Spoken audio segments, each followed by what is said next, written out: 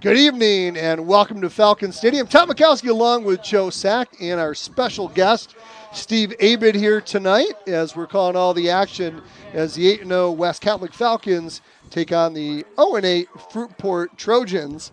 And it's a battle of the blue is what we'll say. Battle of the blue, yeah, the top and the bottom meeting here tonight. And, hey, we got football weather, right? It's overcast, it's cool, but there's no rain tonight. It is a perfect night for football. And, Steve, we're so glad that you're, spent all the big money to come in the box. Steve, for those of you who don't know, Steve Abid, he's been a part of the West Catholic community since 1978 in a wide variety of capacities. We'll talk more about that, Steve, as the night goes on, but certainly you were a coach from 1978 to 1995, so you know the sidelines well here. Yeah. Sure. Well, we never had a game here at Falcon Stadium while I was coaching. All the home games were at Houseman Field primarily. Yeah. And I was part of bringing Falcon Stadium into existence. But it's really, like you just said, Joe, it's a beautiful night for high school football, and I'm glad the rain held off, and the field looks like it's in great shape. Well, this very area right here, you spent a lot of days on, because I remember this is a practice facility, and it was a little bit of grass, a little bit of dirt, and a lot of Fred Julian, right? Yeah, we had some great times together. And there were a few weeds in among the grass and the stones and the other elements there. And it produced a lot of good football, didn't it? We had some great teams and some really great players that came out of here. And I enjoyed my time at West Catholic, both as a teacher and coach and also as a parent. And a parent. And now a grandparent. So that's great. One of the things tonight, it's being senior night here for West Catholic, last game of the season. But also, it's the class of '83. It's their reunion. How many years is that? 40. It's a 40. Ay. I was class '84. These guys were a year ahead of me, all good friends and stuff. But that football season was the season of 1982 and one of the absolute best football teams ever produced here at West Catholic. Defensively, out of this world. Offensively, amazing. And we're gonna key in on some of that here later in the broadcast. Very excited. A lot of good friends and a lot of good memories. And, we will talk a lot about that. But, as you think about, you talked about helping bring this stadium into fold, you and your wife, Maureen, who we really miss her texts in. Yeah. I mean, she was a loyal listener for many years. And our best critic. Absolutely our best critic. As she was mine. Bless her heart. She's watching. Well, she's right down in that south part of the field there, right across from the end zone. So she's keeping an eye on everybody. She absolutely is. But yeah, she was a big part of bringing Falcon Stadium into existence, and my biggest supporter, my biggest critic at times. But it wasn't like I didn't need that. So. Right. Wonderful gal. Wonderful gal. Dearly. Yeah. Miss her every day. Miss her. Talk about that process, how you guys got involved with it, and just what role you guys played in building Falcon Stadium. Well, it was part of the WIN committee, and it was there were a lot of people involved. I was tangentially involved on the WIN committee because I was on the school board at the time, the Catholic Secondary School Board. Right. But Joel Langlois and several others, John and Nancy Beedling. Yep. Drew Peters. Had this vision, and we thought we could make it happen. We got old bleachers from Grand Valley and Houseman Field, and we got the light poles from the Muskegon Race Course. And next thing you know, we're off, pun intended, to the races. And the horse racing. Yeah, the horse racing there. Lights. Okay. Yeah, and then we had to go in front of the city commission and get approval to have the stadium here because some of the neighbors were not thrilled about it. And then we really didn't have funding. So the role that Maureen and I played was we sold bricks as you walk into the stadium and over by the concession area and through the various entrances. Where people could buy the bricks and commemorate a person, a class, a business, whatever they wanted. and that provided a lot of money for us to get some of the things we needed, and then a lot of donations from businesses and Right. Yeah, and as community the members. story has it, all the beg, borrow, stealing, maybe not some stealing, but all the donations that came through, like you were mentioning, plus about 80,000, right? And then I don't know, countless man hours, Yep. and it produced this phenomenal facility. It right? was really cool to see 3 generations. You had grandparents and parents and kids involved, and people with talent and people like me that really don't know how to do too many mechanical things. But it was great. I'm in that. I always tell my wife there's a reason why I have a desk job. Right. Maureen would not let me use power tools, but she could. But these bleachers right in front here, I remember screwing those down, and we that's where I would sit because I knew those were secure. Sure. Well, that's awesome. So we're ready for final night of football here. Final conference game, regular season game number 9 for West Catholic. And Fruitport comes in defeated, and West Catholic is undefeated. So West Catholic looking right now number 1 in Division 5 in the state by quite a few points. Yes. Very handily. Allowing them to host hopefully 2 home games before a potential quarterfinal, semifinal, and then hopefully a Thanksgiving weekend trip to Ford Field. The Fruitport team was West Catholic's only loss last year.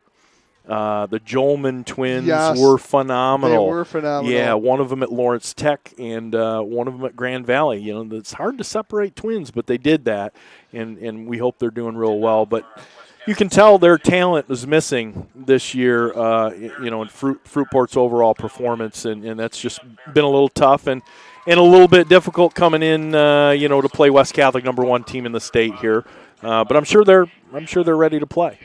Yeah, I think they are ready to play. I mean, I think you always get everyone's best effort, right? I mean, when you come in, you're undefeated, and you're kind of king of the hill. You always get everyone's best effort. So, of course, West Catholic, as you said, they came in 8-0 and number 1 in the state.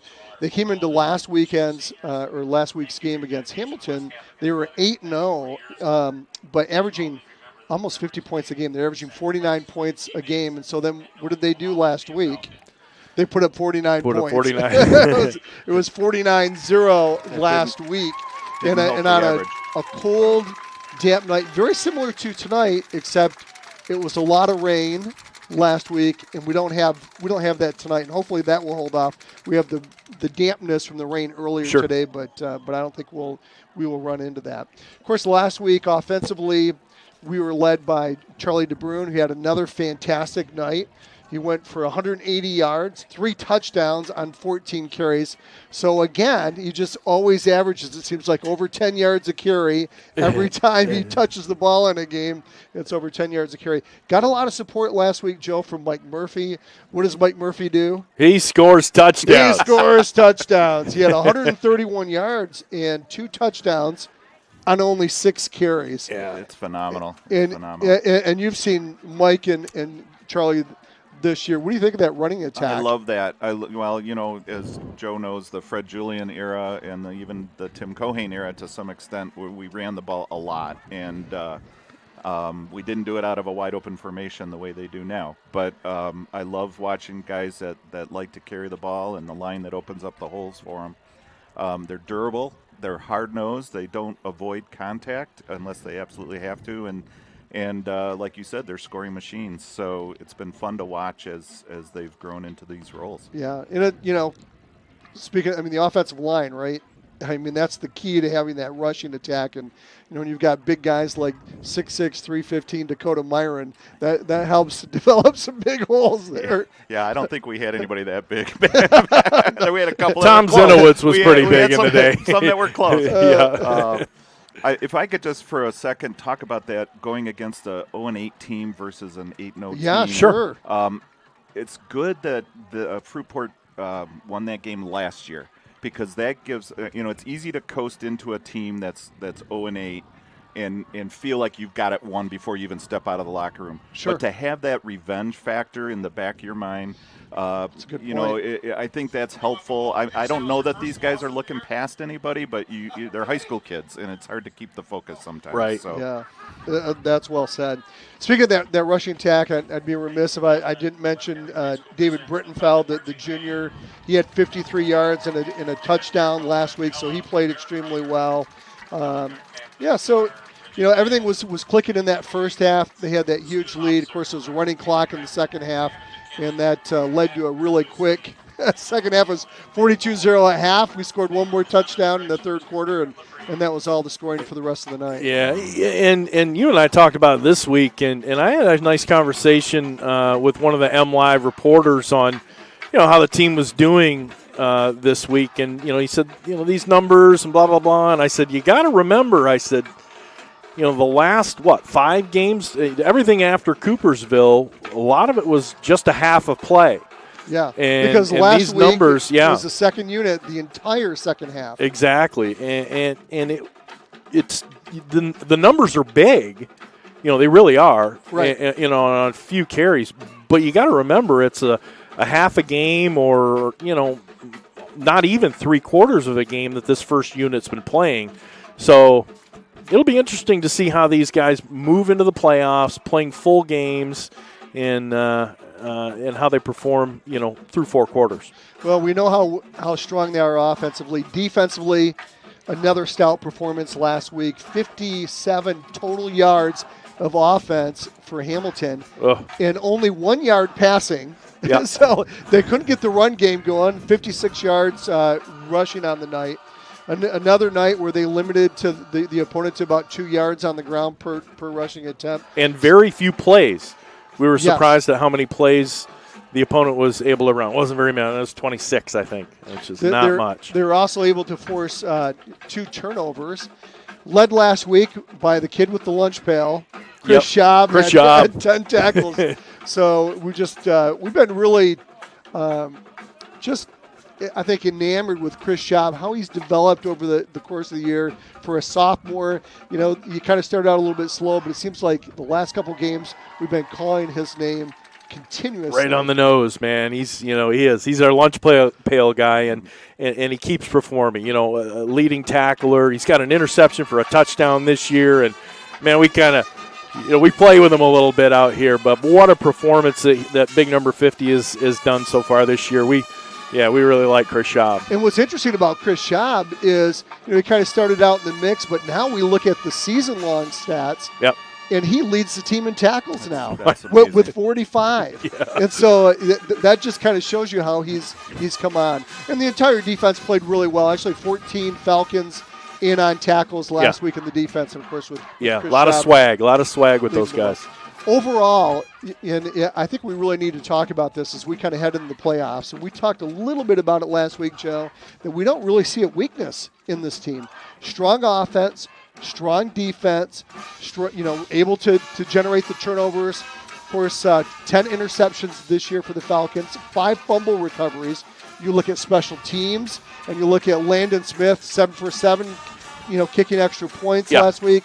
The kick return team, we haven't allowed, a kick return for a touchdown this year. It just looks like I look at all these stats and go, where is the weakness in this team? I know where it is. The only thing that I could see that we're even with other teams is penalties. And we're about even in penalties over the course of the year, and that's the only thing that I see. There's one facet of the game, and it's part of special teams, but we just haven't had very much luck punting the ball this year. Yeah. Because we haven't done it very much. Because we've only punted. We've had 6 punts. And I went back and looked at it. We've had 6 punts for the entire year. That's amazing. So That's amazing. We have a lonely punter. We really do. His foot's ready. Sort of a pleasant problem to have. It really is. It sure is. So as we continue on with the Fox Pools pregame show, I want to pay some bills here. Thank our sponsors, of course.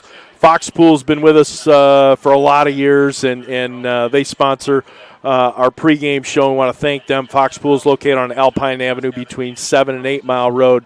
Definitely a leader in West Michigan for both in-ground, above-ground, and your pools, your spas, and saunas for the wintertime.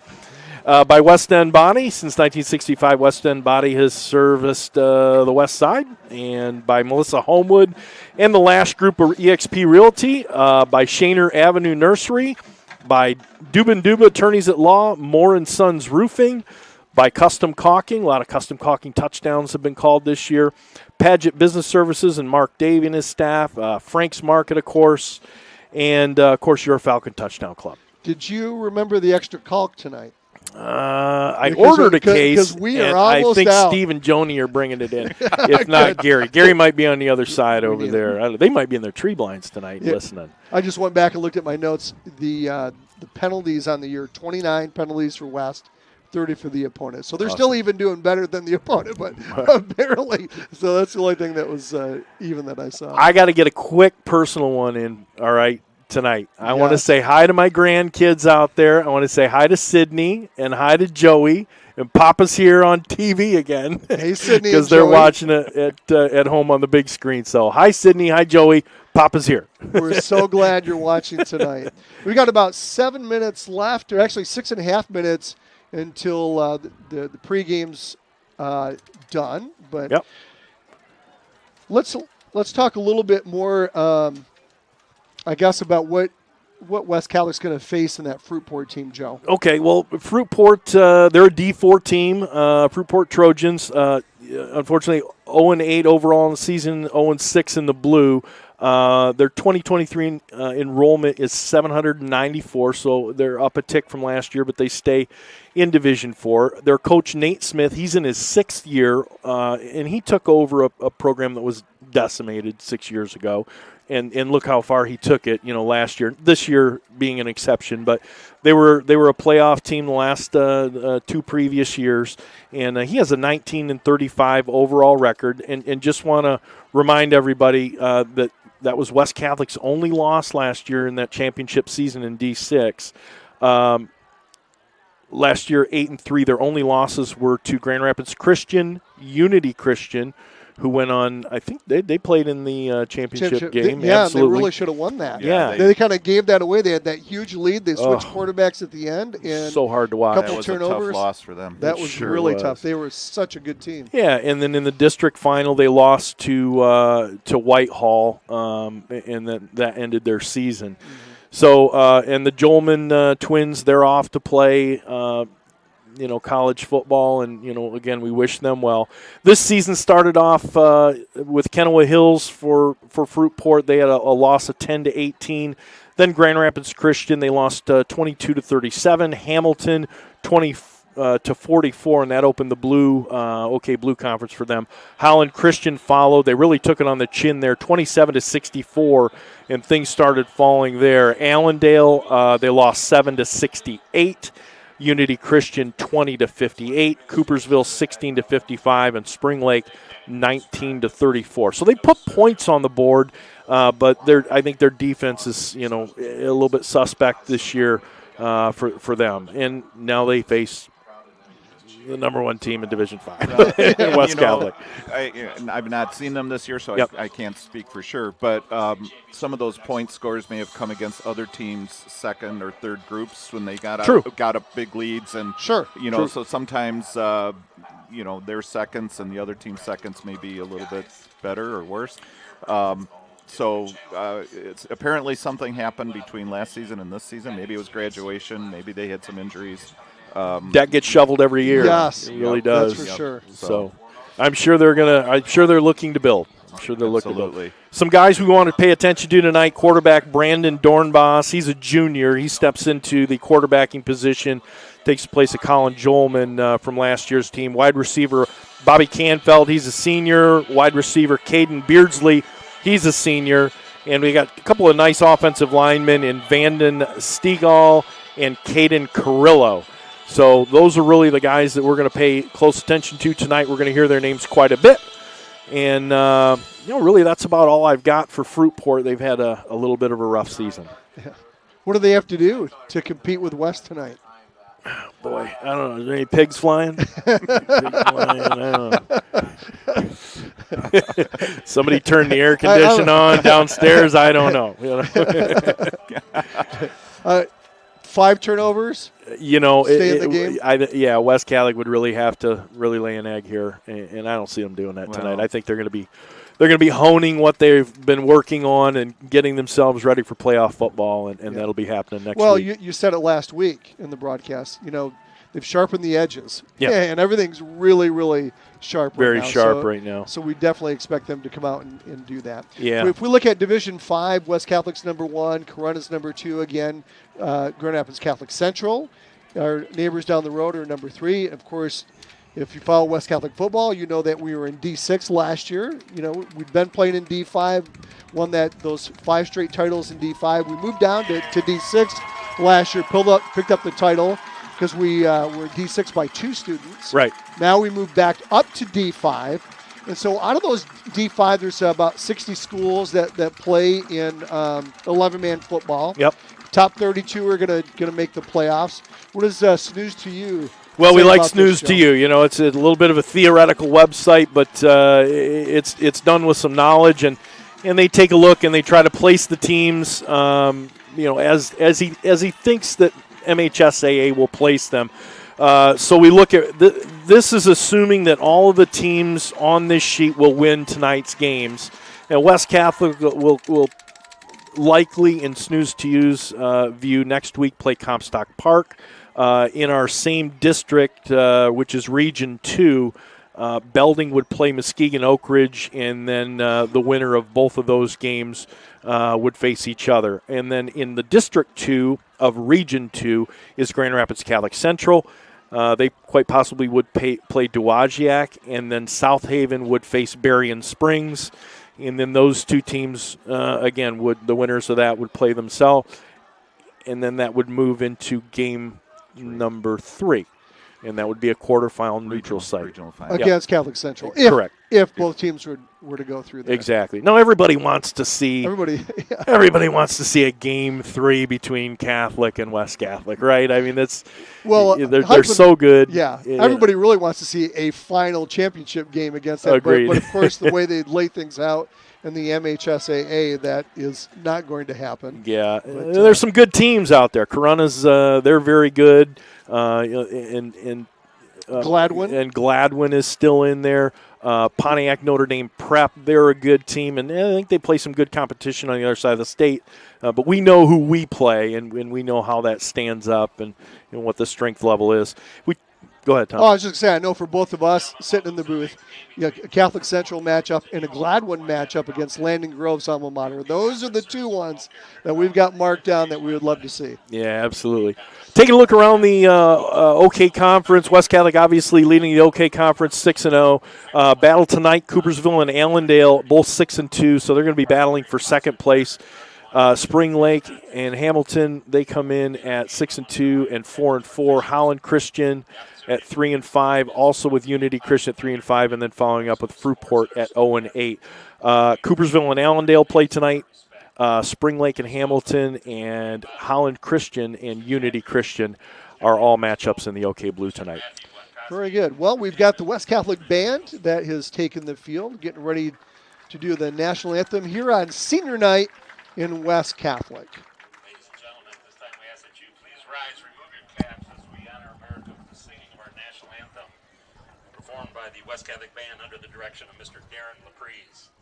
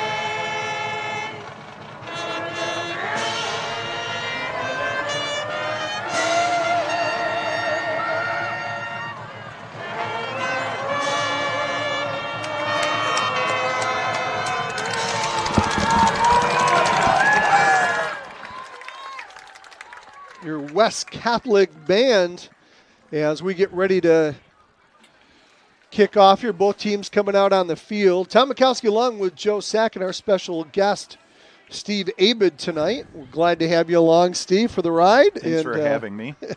I hope everybody's happy I didn't join in the singing of the national anthem. Hey, want to, again, thank everybody for joining us on the Fox Pools pregame show. Fox Pools is located on Alpine Avenue between 7 and 8 Mile Roads. Fox Pools is West Michigan's best source for both in-ground and above-ground pools, featuring a full-service showroom with chemicals, supplies, and accessories, offering annual closing and opening services, as well as repairs and installation. Fox Pools does it right. So, Tom, keys to the game. Steve, keys to the game. Yes, Steve. Steve, keys to the game for Fruitport. For Fruitport, I would probably say hang on to the ball if they are prone to lose it, and avoid penalties. It's a tough game for them, being 0-8, but they have nothing to lose, so they're going to bring it all, I'm sure. And then for the Falcons, just keep that focus and do those same things, avoid the penalties, hang on to the ball, and do what you do best. Absolutely. All right, well, it looks like West Catholic has won the toss, and they have elected to defer to get the ball in the second half. So the kicking unit is coming out. Landon Smith has got the ball teed up, and we see Fruitport coming out to receive, and we're getting ready to play some football. So Kalen Teeter will be deep for Fruitport. Here comes the kick by Landon Smith. End over end kick. Going to be a short kick. Going to be fielded there at the 9. Going to be a quick pitch. Try to do a little reverse catch. West Catholic off guard. Great job defensively, and they'll get stopped at the 18-yard line as we get started here. Welcome again. Tom Mikowski along with Joe Sack and Steve Abid as we call the action at Falcon Stadium as the 8-0 West Catholic Falcons take on the 0-8 Fruitport Trojans. Tom, how about those West Catholic uniforms? Yes, they've got the black uniforms with the white numbers, which makes it nice for us to see the numbers, Joe. Blind as a bat. Dornbos will get shotgun formation for Fruitport. Turns around. He'll hand it up up the middle. Oh, no, he'll keep it. He'll dash to the 25, and he'll slip down at the 24, actually. So nice fake by Dornbos. He goes over the right side. He'll pick up 5 on the play. 2nd down and 5 for the Trojans. He snuck right in behind the line of scrimmage and the linebackers and made his way back towards this side of the field. Was about ready to make a cut and lost his footing. So it's going to be a gain of 4 on the play. Actually 5. He's going to set up a 2nd and 5 for the Trojans. You got Ricky Wiggins in the backfield with Dornbos. More of a fullback type as Wiggins. Shotgun formation. They'll go in motion. Hand off on the jet sweep. And West Catholic's there. No gain on the play. That's number 6, Kalen Teeter on the carry. He'll lose some yardage on that. Back near the original line of scrimmage. We'll bring up 3rd down and 9 now for the Trojans. Really good team defense on that tackle there. Sure was. Ryer Snow came in from his outside linebacker position. 3 down linemen for West. 3 left, 1 right for Fruitport. Look for that one-on-one coverage on the far side, Joe, as Fruitport operates on the far hash. Dornbos throws it up in there, and it's intercepted at the 20, 15, 10, 5. Touchdown, West! Carter Abram, touchdown. Another custom caulking touchdown for this West Catholic defense. Unbelievable. Unbelievable. It's happened, the last 3 games, right? It's really nice to see a defensive score in the first series like that. It's amazing. And Fruitport already violated one of the keys I said. Exactly. Don't turn the ball over.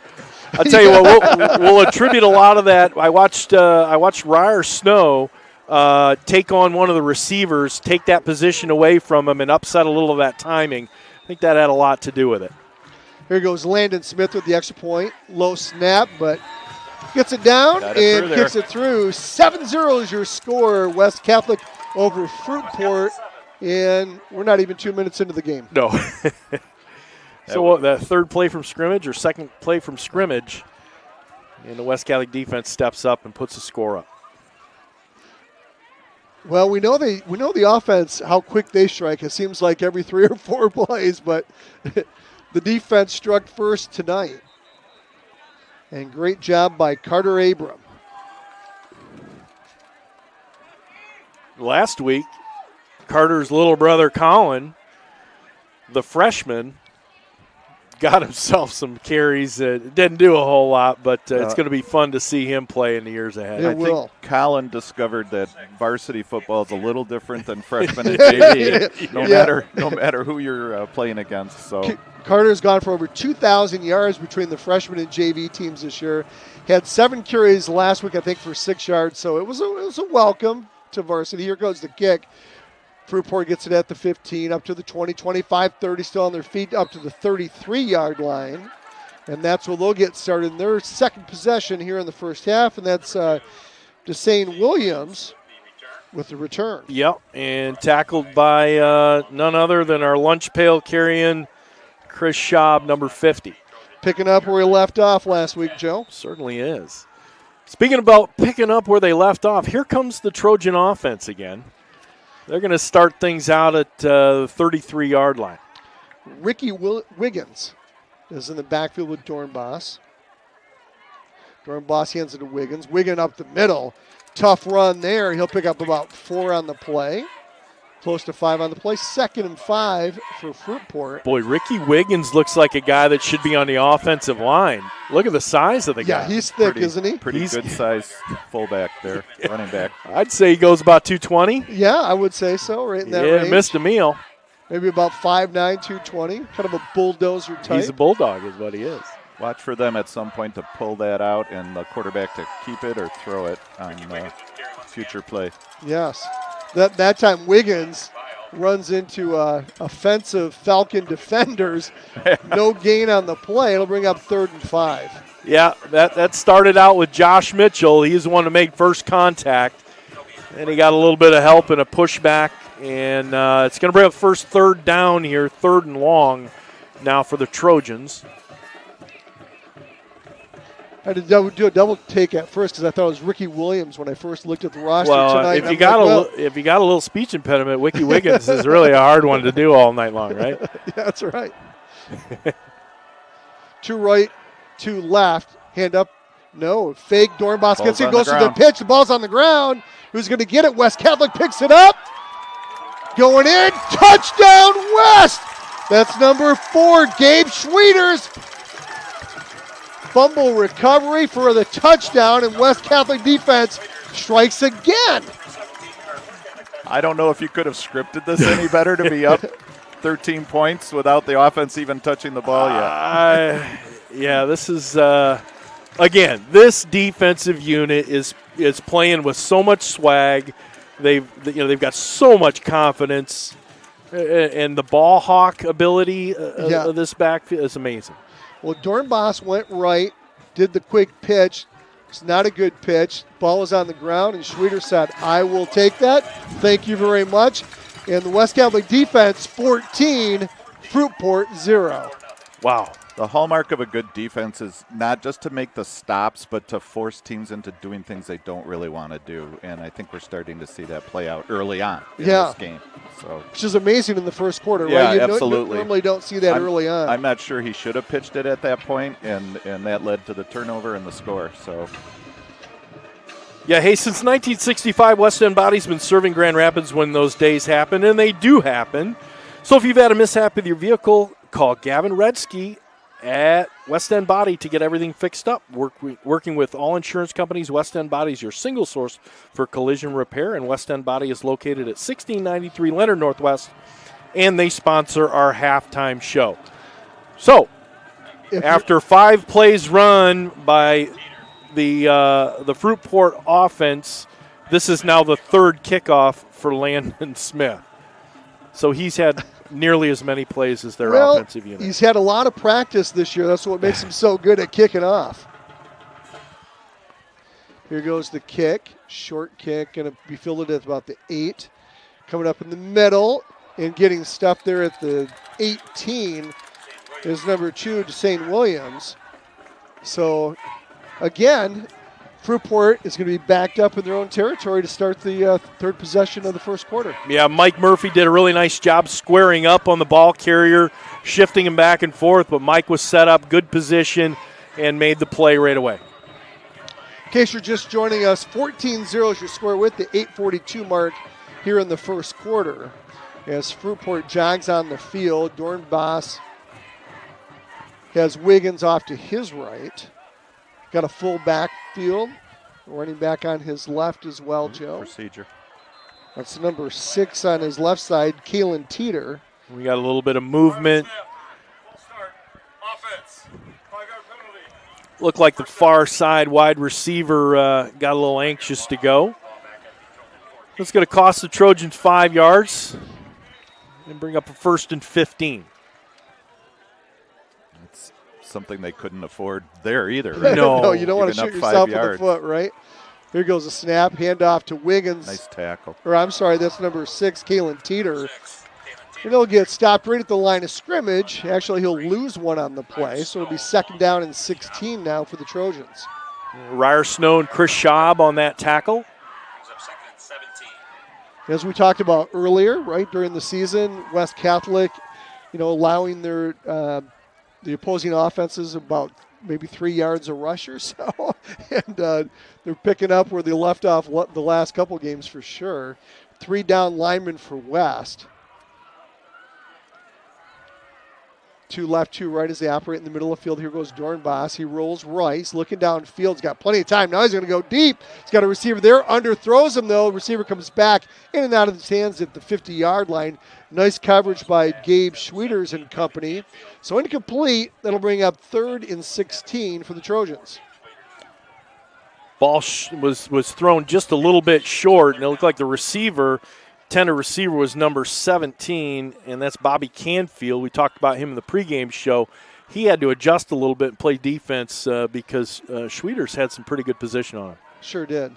And he had some help back there as well. So well defended by West. Balanced attack here for the Trojans as they go right to left on your radio dial. Here goes Dornbos. He'll fake it. He'll roll left. He's under a lot of pressure. He's going to go down, and the ball comes out, but they're going to say incomplete pass. And he got rid of it in a hurry as he was going down. Smart play by Dornbos. It'll bring up 4th and 16 for Really the Trojans. good pressure there by the defense. And we've got a flag on the play here down the 5-yard Intentional line. grounding. There we go. Oh, wow. Yeah, he did. He He didn't didn't get make the it ball out of the back. tackle. Yeah. Yes, and the ball didn't get back to the line of Line scrimmage. of scrimmage, yep. So just a loss of down. So it'll be 4th down. Yeah, they're going to walk this back, and their punter's going to be in the end zone. How about those special teams, Tom? Right. What do you think, Steve? If there's ever a time to take a chance, I think this is a pretty good one. Why not? Ball spotted at the Trojans' 3-yard line. 4th down. It'll be number 24, Dalton Campbell, back to punt for the Trojans. Connor Olszewski back to receive for the Falcons. He's at about 48-yard line. All This is by a himself. short kick. Yeah, almost blocked. It'll land at the 25 and will fall dead at the 26. So great field position by West. Last 3 games, it seems like West Catholic Playing on half a field. Half a field. Really did. Yeah. I think that most drives start maybe at their own 40-yard line, but the majority of drives are starting at the 50 and inside the opposing territory. And credit to the defense for keeping them down inside the 20, and then the penalty added a little bonus to it. So first possession for West on offense as Wickstrom looks right. He'll get the call from Landon Grove. DeBruyn's off to his right. 2 left, 1 right. Hand off to DeBruyn. No, fake to him. It's going to be a slant over to number 3, Cole Bauer. And he'll get down to the 10-yard line. That's where it's going to be 1st and goal for West. Nice timing on that. You saw Wickstrom throw the ball just as Cole Bauer made that cut on the slant, and it almost surprised him. Hand off to DeBruyn over the right side. He's at the 10, the 5. Touchdown West. Charlie DeBruyn goes in standing up. 10-yard touchdown, another custom caulking touchdown, Charlie DeBruin. And the Falcons at the 7:22 mark in the third finally get their first offensive touchdown. It took them a while. That was nice blocking on that right side there. Nice cut up of the hole. So barely 4.5 minutes in, and pending a Landon Smith extra point, here it comes. The Falcons lead 21-0. Don't blink, you'll miss it. Absolutely. So, Steve, let's get into West Catholic, and I was here when you were a teacher. I came into the school in 1980, so fall of 1980, and you were an economics teacher. I never had you. And so you weren't able to give me any of my bad grades. but the thing I always remember about you were down there with Mike Charette, right? Yeah, down at that end of the hall. Down at that end of the hall, and man, you always wore your docksiders. You didn't leave home without your docksiders. Well, I grew up in East Grand Rapids. I went to St. Stephen's and then to East Grand Rapids High School. But, I love it. But yeah, you were always a great guy. I know. All of my class who had you really loved having you. You were a lot of fun for them.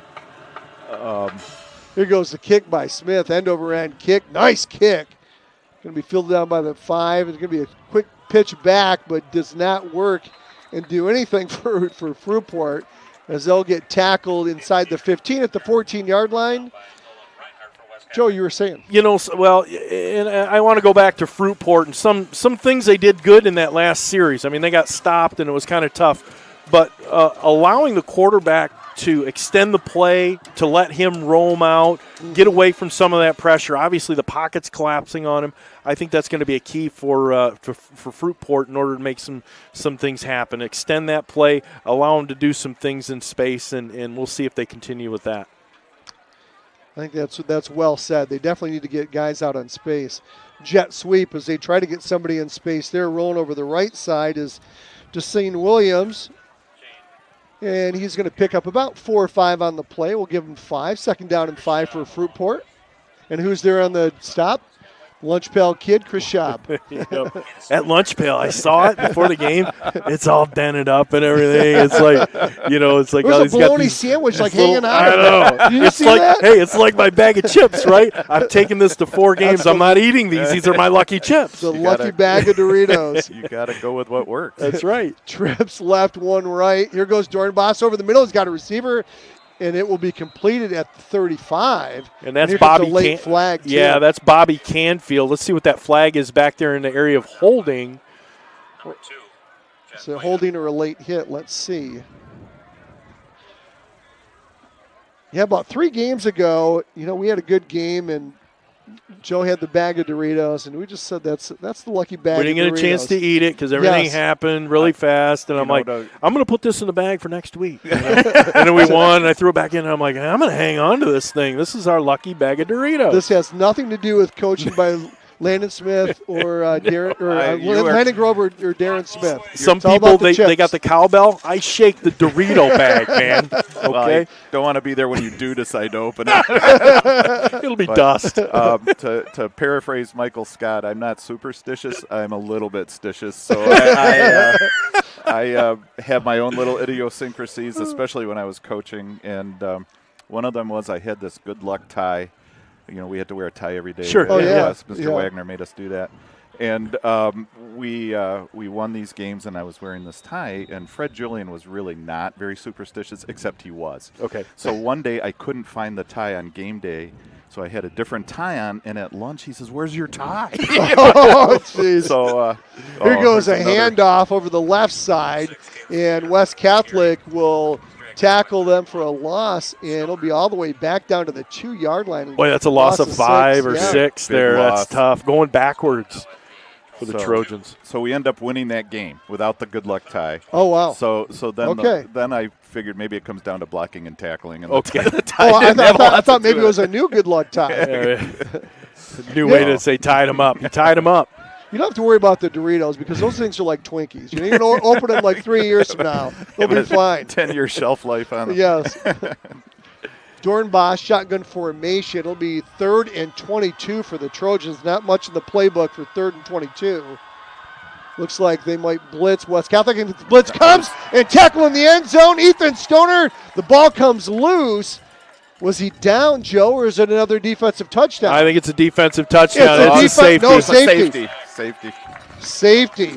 So the 3rd defensive score by West Catholic, and we're not out of the first quarter yet. That's amazing. Just 5.5 minutes to go in the first quarter. Really great defense. So I didn't want to jinx it, but as I looked at where the ball was located, I thought to myself, this is ripe for a safety. And it turned out to be that way. It sure did. You know, and where's Ricky Wiggins? That's the guy I'd have handed that ball off to. Yeah. You go run, Ricky. 3rd and Big 22. fella. They were pulling out a couple stops there. They were, and Ethan Stoner wasn't having anything of it. He blitzed from the left side, and he got in a hurry and put Dornbach on his back in the end zone. So the safety in Fruitport will be kicking off to West. Now, for those of you getting ahead of yourselves, there is not a running clock until the second half. Is there a 50-point rule in the first half, though? I got to get my MHSAA rule book out. I've never seen that. Yeah, you got to dig deep. That's on page probably 336 I of the think rule so, book. yeah. Maybe one of our loyal listeners will send us that Let's rule. get our lawyers on it. Duba and Duba. Duba and Duba, attorneys at law. They were good students, weren't they? They Good were students, They all were. of them. And just a really nice family, great parents all around. Remember the old Duba restaurant? I love that Oh, place off my the Beltline, all-time 96. favorites. Here goes a short kick. West Catholic fields at the 40. Look At the 50. Look at the blocking there. Chaz Vidas at the 30, 20, 10. Touchdown West! Chaz Vida takes it back 60 yards for the touchdown return.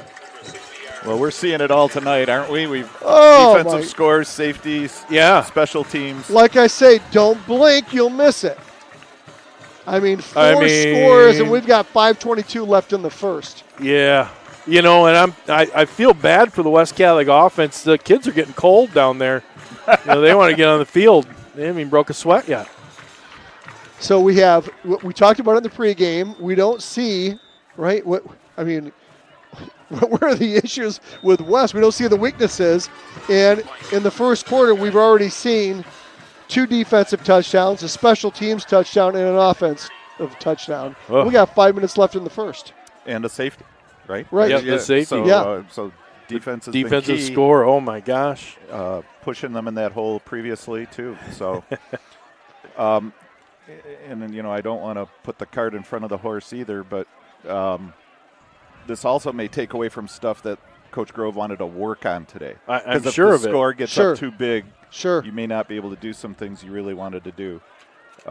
Maybe can do it in the first half.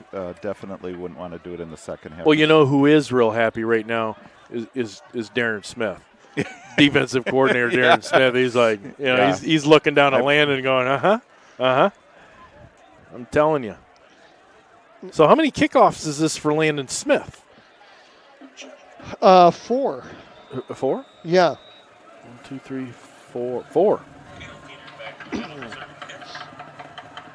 And the run up and the kick, a little bit of a low liner, but that's going to bounce at the 7, and it's going to go into the end zone for a touchback. Well, if you look up the word dominant in the dictionary, you're going to see a picture of West Catholic and the score 30-0 at the 5:22 mark. It's the first quarter. Yes. Just amazing. Hey, eXp Realty is a national leader in real estate, and Melissa Homewood is your local expert when it comes to buying or selling your home in West Michigan.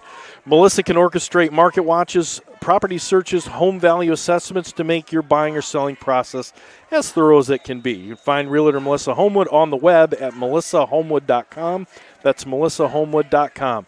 Melissa Homewood, the Lash Group, and eXp Realty, your real estate done right. And here goes Fruitport. They'll operate from the 20-yard line. Dornbach fakes it. He'll go over the right side, trying to break contain. He does. Nice pickup. He fights his way all the way close to the 30-yard line, probably at the 26, 27. He'll be about 3 yards short, so pick up a 7 on the play for Dornbos. Nice hard run as they got to the edge. Yeah, and this is a gut check series, I think, for Fruitport. Coach probably went over there and he said, this is on you guys. Let's start playing some football, fellas. Let's toughen up. We got to leave it out here. We got to leave it on the grass. You go get them now. Nate Smith, the head coach for Fruitport. This time Fruitport will send 2 left, 1 right. Full backfield for Dornbos. He'll get it, hand it up to Wiggins up the middle. He'll fight his way near a first down. Let's see if they move the chains, Joe. It's going to be really close. We got a little frustration penalty out of one of the linemen for Fruitport there. A little pushing and shoving at some of the Falcons, and I think that's it's going to be a spot foul too, Tom, right? Yes, yep. Dead ball foul. Dead ball foul. So let's see which way they march it. It'll put them, yeah. That down marker over there is all the way to the forward edge of the sticks, but still has a first down on it. Unsportsmanlike conduct. Defense. Personal foul. Unsportsmanlike Oh, they're conduct. Offense. going to be offsetting. Offsetting. Yeah. Offset. First down is the result of the play. Y'all got to say, y'all got to be nice now. So Fruitport just gets enough for a first down by the tip of the football. They're first of the half. And Fruitport will take a timeout. Well, Steve, let's go back. Yeah, let's go back to some of your years at West Catholic, and I remember you teaching the economics, right? Well, I what else started did you out get? teaching accounting Okay. when I first got hired. It was called bookkeeping, and we changed the name to accounting. Yep. Then I had a class called consumer economics at the time, and so it taught like how to buy a house, how to invest your money a little bit, stuff like that. Real Stuff basic they don't skills. teach anymore. Right. Yeah. And everybody could use that information. And then somewhere along the line in the early 80s, we decided to make economics a requirement. So Mr. Wagner went through everybody's credentials and found that I had enough hours to be considered certified to teach economics. And so this is actual economic theory as opposed to the consumer economics stuff. Mm-hmm. And we created an affiliation with Junior Achievement, and I think we were one of the first schools in West Michigan to do this, where they would send in a business consultant once a week to our class to talk about real-world economics, and then we had to form a student company, sell stock, and sell a product. Fantastic. And then in the other times, I taught the class, the actual class. So, and that became a requirement in 1985. Okay. Here goes then Fruitport will go over the right side. No pickup on the play. It'll be 2nd and 10 for Fruitport. From that point forward, I was fortunate enough to teach every senior that went through here, and it was so cool. I got to, from valedictorians to everybody else, and the part that made the upper 50% possible, and had a great time doing it. And that's what led me to be able to get the job at Grand Rapids Community Did you have College. to teach everybody how to pull the Wall Street Journal and look up all the quotes on the stocks and stuff? We did a stock market little scenario where everybody had some money to invest, play money, and that's awesome. I had a Wall Street Journal subscription, and so here goes Dornbos. He'll fake it to Wiggins up the middle. He'll roll left, and he'll get tackled after about a 1-yard gain. He'll bring up 3rd down and 9 for the Trojans. I think the field is a little slippery, though. You see when they try to make those cuts that feet go out from under them every now and then. When I was at Aquinas, it's one of the things I really tried to push forward was like this financial literacy, just because I just felt like it. I mean, not only at the high school level, I mean, some high schools do it, some don't, but at the college level, it's not usually a requirement, Exactly. And yet everybody needs it as part of their daily life. Wiggins directly behind Dornbos.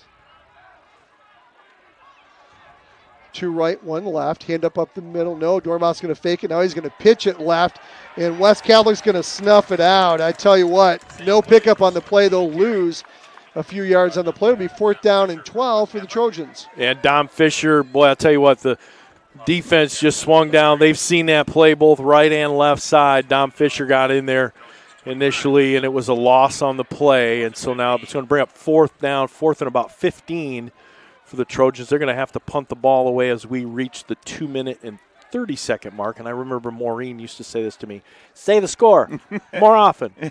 West Catholic 30 and Fruitport nothing. We're at the 2:20 mark in the first quarter.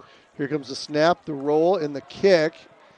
Nice kick. Pretty good kick. Yeah, pretty good kick at the 45. We'll take a Fruitport bounce all the way inside the 35 to the 34, and that's where West Catholic will get started with their second possession of the game. The second possession of the game. Guys are fired up to get out on the field. Yeah. Hey, fall's a perfect time to create the beautiful landscape you've been wanting around your home, and Shaner Avenue Nursery is the team you need to make this project a reality. Kristen Perez, proud West Catholic parent from Shaner Avenue Nursery, will meet and design the look that you want to make your home an envy of the neighborhood.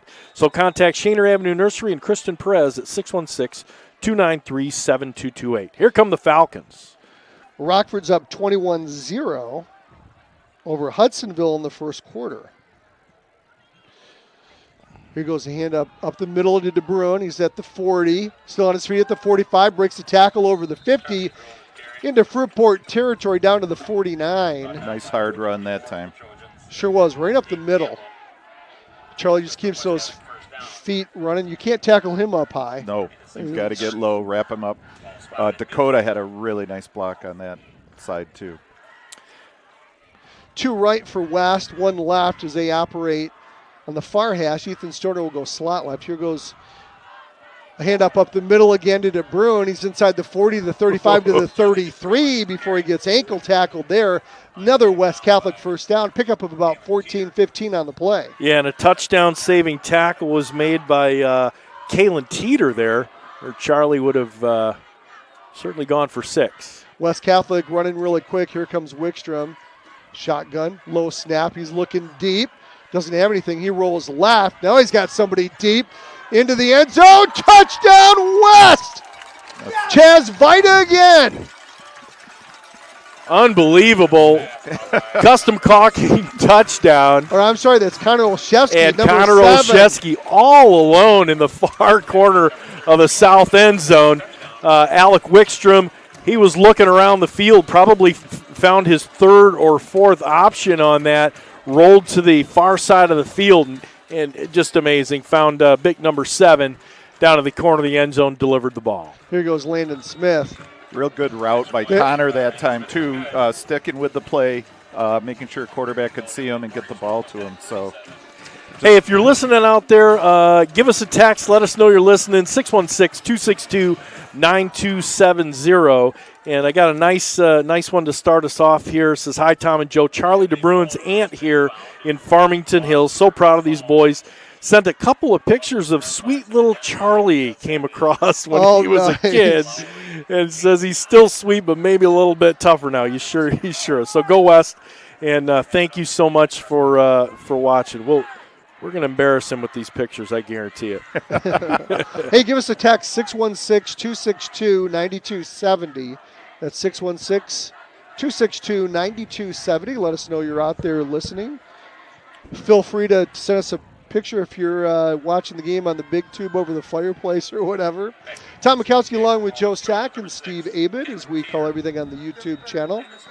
I know you've mentioned this already, but the running clock doesn't start till the second half. Got to check with that side over there. Here goes Fruitport. The ball will be at the 17, and that's where Fruitport will get started.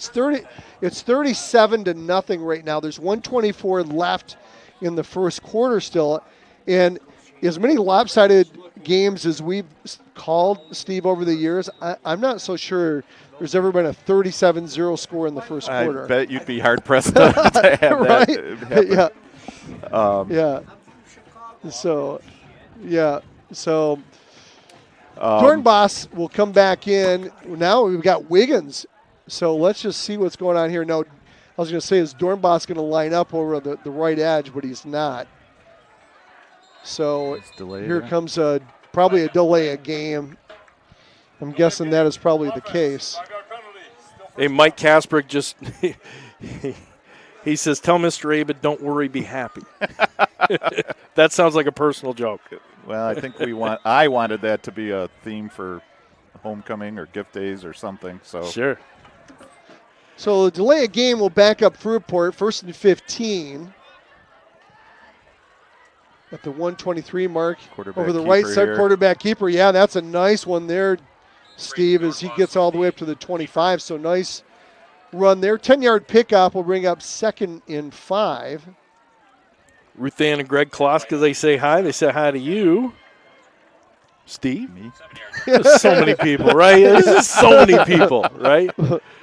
Oh, I love it. You know, every time I go out for dinner or someplace in the community, I look at people and I always ask if they went to community college or West Catholic because everybody looks like they're one of my former students. Right. Oh, trips left for Fruitport, 1 right. Let's see if they go deep on the right side. No, they'll hand it up to Wiggins up the middle. Yeah.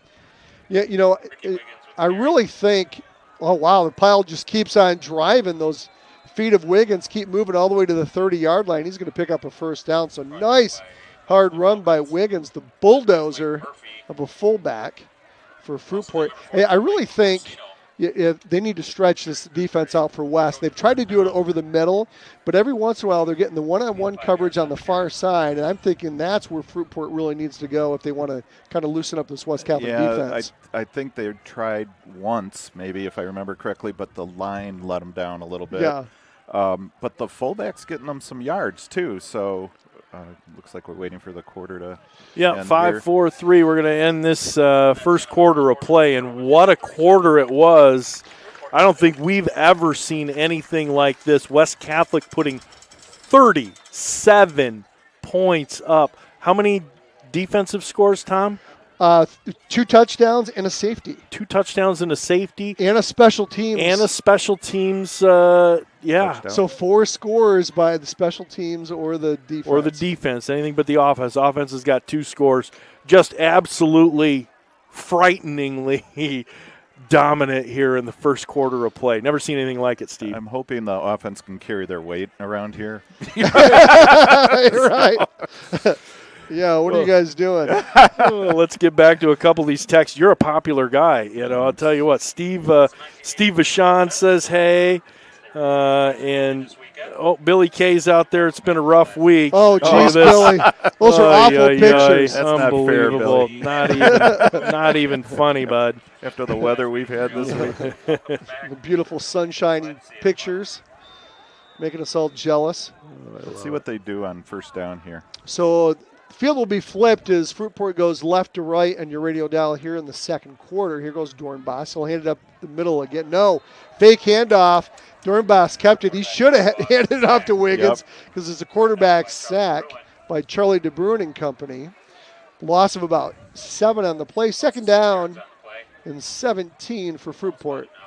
You know, back in the 70s when lots of teams were running either the veer or some form of the option, we would spend time in our coaches' meetings trying to figure out if the quarterback was reading it or if it was pre-designed. Okay. And I'm not sure that it matters that much anymore, but if he's reading that, then he's making the wrong read. Yeah. Okay. 1 wide left. Well said, Steve. Fake handoff as Fruitport will pitch left. Get up over the 30 to the 32-yard line. So pickup of about 9 on the play for DeSaint Williams. So a little bit past the original line of scrimmage. Bring up 3rd and long. 3rd and 8 for the Trojans. Yeah, thinking back last year, this was a lot of the same offense we saw with the Jolman kids. Yes. Okay. Sure we did. I mean, a great deal of skill in there, and, you know, they were thinking with one mind, right? So you had a quarterback, you had a running back, and I think they were And, you know, one of the Jolman twins, he's a good running back and also wide receiver. As you know, they kind of sent him down the field, too, as the Trojans will pitch left and get nowhere. Loss of 2 on the play as they try to break contain on the far left side. And West Catholic D stopped him, and now we've got a penalty on the flag after the play. So it looks like it's going to be an unsportsmanlike conduct. Not sure on it. Yeah, Nolan Reinhardt took a fall. It might have been a little bit of a soccer fall. Yeah, right. Right? Yeah, well said. There was a push, and boy, did he fall, right? Well, we know Nolan Reinhardt doesn't go down easy. Personal foul. Unsportsmanlike conduct. Offense. Half the distance to the goal. Third down. So they're going to take this, half the distance to Cole because it was a spot foul. Right. So that's going to bring them inside of the 15-yard line, probably around the 13 maybe. Am I reading this field wrong? I couldn't tell if Nolan was doing a little Bill Lambier impersonation there. The flop. The flop. Yeah. I may have missed a play. I thought it was third down on that. Yeah. And it should be fourth, but It is fourth down. There we go. Very, very observant. I love it. Very good. You want to be our spotter every week? No. I'd rather sit home and criticize you guys. There you go. Somebody's got to pick up for where Maureen lives. Absolutely. God. You've been trained well. Well, she started out criticizing me. Oh, funny. I'll have to tell a funny story about A that. lot of people think we don't know what we're talking about. We agree with them. Here goes the cut, punt though. for the Fruitport Trojans. Now, High snap. Nice kick, low driving kick. It's going to go to the Hit at the 40, sideline. yeah. Probably going to be out about the 45-yard line. West Catholic 45, or excuse me, The Trojans 45. the Trojans yeah. 45. So another good field position. I got to get back to these. My phone is going off the hook. So Grandma, Barb Kloska, Aunt Roz, and everybody, they're all listening. The class of 83, where should we sit, they're asking. I don't know. Mike Hoffman. down in the end zone, tell him. Yeah, right? Mike Hoffman says, let's at least give Fruitport credit for dominating the time of possession. Okay. Here's there we Mike go. Murphy. Good run. He's broken through the secondary. He's down on the 10, the 5, and a touchdown from 45 yards out is Mike Murphy. So West Catholic again strikes rapidly. Yeah, caught me looking at my phone, Joe. That quick. People, don't blink. Well, as soon You'll as- miss a score. As soon as Mike Murphy had the ball, you knew what was going to happen, right? Yeah. So he ran to the near side of the field and broke a couple of tackles, and it was off to the races. And, boy, it just caught us off guard now. So 43-0 for West Catholic. We're at 9:46. Here's Landon Smith, the snap, the hold, the kick. It's up and it's good. And we continue on with the production of West Catholic, putting points up, putting points up. So we've mentioned that 82 team a couple of times, and I think Yeah. we'll talk about them a little bit more. But if you looked at the stats, we didn't call it defensive coordinator back then. I called the defense. We shut out the first 4 teams that we played. Yep. So the 5th game was against Christian, and we kick off to them, and they return it for a touchdown, which is the first points we've given up all year. Oh, Maureen's wow. in the stands. She starts yelling, "Fire the defensive coordinator!" Oh, no. Man. People, for a rare moment in West Catholic football history, people actually defended one of the coaches and turned around and said, "Hey, these guys work hard for their money." Hey, that's the first score all season. We're in the 5th game. So we ended up. That was the only points they scored. We won pretty I handily that love it. night, but I love it. 41-7. Yep, 41-7. And Yeah. Oh, love it. Here goes Landon Smith as he kicks right to left on your radio dial. End over end kick. Be fielded about the 15 for Fruitport on the far side of the field. 20, 21. Maybe getting close to the 30. See, they'll mark it at about the 26. I don't That's know if what we Fruitport- keep these kinds of stats or not, but it'd be interesting to know what Fruitport's first down yards are, because their first down play seems to get them 5, 6, 7 yards, and then they go and do something else and ends up being 2nd and long and 3rd and long. Yeah, So the penalties and the sacks, penalties, yep, and the poor decision making. So Well, let's see what Fruitport can muster up here. They haven't done much offensively as Dornbos will roll to his left, try to break contain. He doesn't on the far side of the field. Pick up maybe 2 on the play. 2nd down and 8 for the Trojans. Boy, and West Catholic got lucky there. We had Ethan Stoner running off the field, and he was at the numbers when the ball snapped, and I think it went unnoticed by the referees, so we avoided a little penalty there. 12 men on the field. Better than, who was it? I thought he was running to coverage, didn't he? Who had the, I did. who had the 10 men on the field in the NFL? Was it last week or the week before? Yeah. Or no, it was, no, I'm sorry. It was Notre Dame. It was Notre Dame, college, Southern yes. Cal. That's or no, Notre Dame Louisville. Louisville, I think. sorry, Yep, the week before. 2 plays in a row with only 10 guys. Tough to stop people on the goal line. I was actually at the game last week, Notre Dame USC. Wow. I just decided on a whim. I've always wanted to see a Notre Dame USC matchup. Caleb Williams, talented quarterback who's probably going to be the number 1 draft pick for the NFL next year. And I thought, you know what? My wife's out of town. I think I'm just gonna go down there. Get a ticket. That's pretty adventurous out of you. I usually just go get a Fricano's pizza. Yeah, there you go.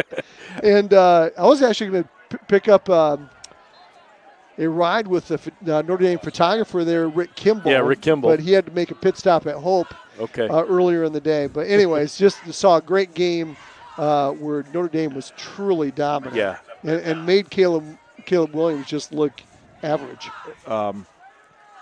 So go back 50 years, Notre Dame, Southern Cal, both ranked teams. Notre Dame upsets Southern Cal. Really great game. The following week, Maureen and I had our second date, Notre Dame Navy, November 3rd, 1973, and they were on their way to winning the national championship. Here goes. And another interception. Interception. West Catholic is Dornbos rolled to his right, looked downfield, and it's Chaz Vita who's there with the interception for West. We had 3 black jerseys around one guy. I mean, that's amazing to me. Great coverage, good pass rush. Chaz took a heck of a hit by one of his own men going in for the ball. So Chaz has got multiple interceptions this year. That puts West Catholic's offense back on the field, and they're going to be at the Fruitport 40. Wickstrom shotgun. He's got DeBruyne off to his right. DeBruyne gets it over the right side. He's at the 30, the 25, still on his feet. 20. And that's where he's going to get tackled. Actually, it'll be about the 22-yard line. It'll be a first down pickup, though. Pickup of about 18 on the play for DeBruyne. And Mike Murphy, David Brittenfeld will check in now for West. I don't think David's gotten a carry yet tonight. Not yet. No, not yet tonight. Hey, Murray McGrady, he says say hello. He's up north. He doesn't miss many of these. 616-262-9270 if you want to give us a text. 616-262-9270. As West Catholic's got a first down inside the 25. Here goes Mike Murphy up the middle. He's inside the 20, near the 15-yard line. Nice pickup of about 6 on the play. 2nd and 4 for West. Yeah, Bill Roth, he was a former Junior Achievement. Junior Achievement was a lot of fun, I'll tell you what. Yeah, he was one of my business consultants when that class I was talking about earlier. Yeah. One of my wife's former co-workers at BDO Siegman back in the day. Here goes handoff again to Brittenfeld over the left side, dancing his way up the sidelines. On the near sideline here, he's inside the 15 to the 14. Really close to a first down. Andy and Lisa Sack, they're listening. Lisa's student company had a recall on the product they sold. I'm sure she remembers this. She was the president of the student company. Okay. Wow. So we had a real dilemma on our hands about what to do with it. Recall. Yeah, it was a wind-up extension. 3rd and 2 for West as Wickstrom rolls right. He's got a receiver there. Ethan Stoner. He's getting the end zone. I think he does. He does. Touchdown, West. Custom caulking touchdown by Ethan Stoner, stretching his arms as he's being tackled.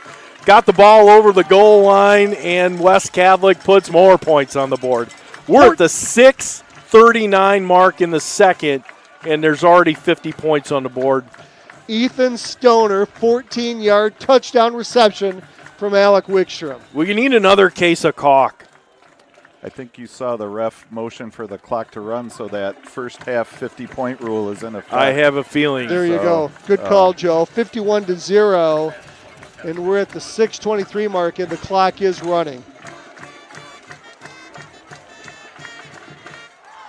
Yeah, Jerry Wasorick, she's listening. She says to say hello. Well, hope guys, to see us at the Fan next Wednesday. I will be there. All right. We've seen a lot of West Catholic football. We have never seen 51-0 with 6:22 left in the second quarter. So probably the most dominating performance in West Catholic history, and that's saying a lot. I think you're right. And there's go ahead. There's good news and bad news with this, as I think I alluded to this a little earlier too. Coach probably had some stuff he wanted to work on tonight, get ready for the playoffs. But the good news is you might get a lot of kids, get some reps, get some carries. Keep them healthy. Eliminate any mistakes on that level. So and really West Catholic's been blessed, really, with just the health of the entire team. The whole entire season is Fruitport gets it, kick on the far sideline. And the return will take them all the way up to about the 28-yard line. And that's where Fruitport will get started with the running clock here as we went over 50 points in the first half. So running clock is 35 points in the second half. If a team scores 50 in the first half, then the clock will run, except for a timeout, injury, penalty, or score. So it's timeout, injury, penalty, or score, then it will stop. Yep.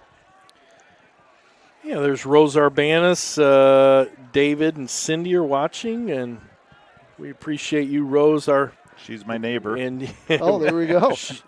We're her biggest fans. Dornbos fakes it to Wiggins. He'll keep it and go over to the far side. Nice, good run, about 6 yards for Dornbos on the quarterback keeper.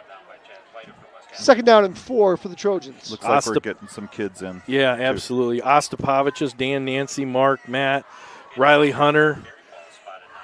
Good to hear from all you guys down in warm Florida.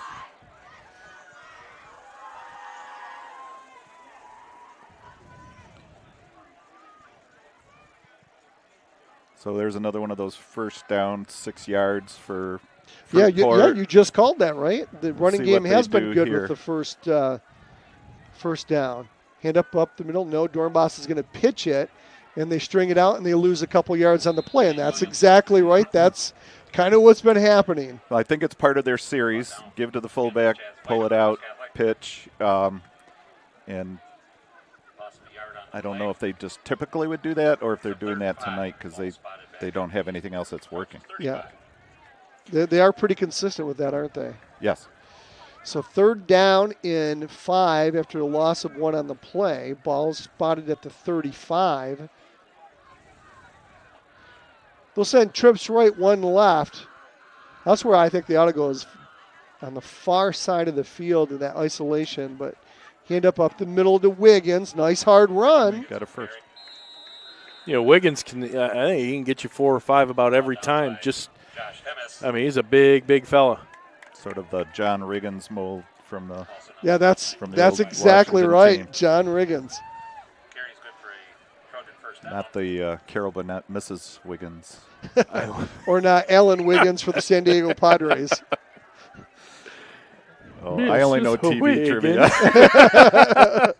I know a lot of baseball trivia. That's Joe. Yeah. I might pull out a couple of Kent DeCulvey references. Kent DeCulvey. Oh, love it. So, chips right for the Trojans is Dornbos, quarterback keeper. He goes over the left side and does not pick up anything on the play, maybe a yard. 2nd and 9 for the Trojans. Well defended by West.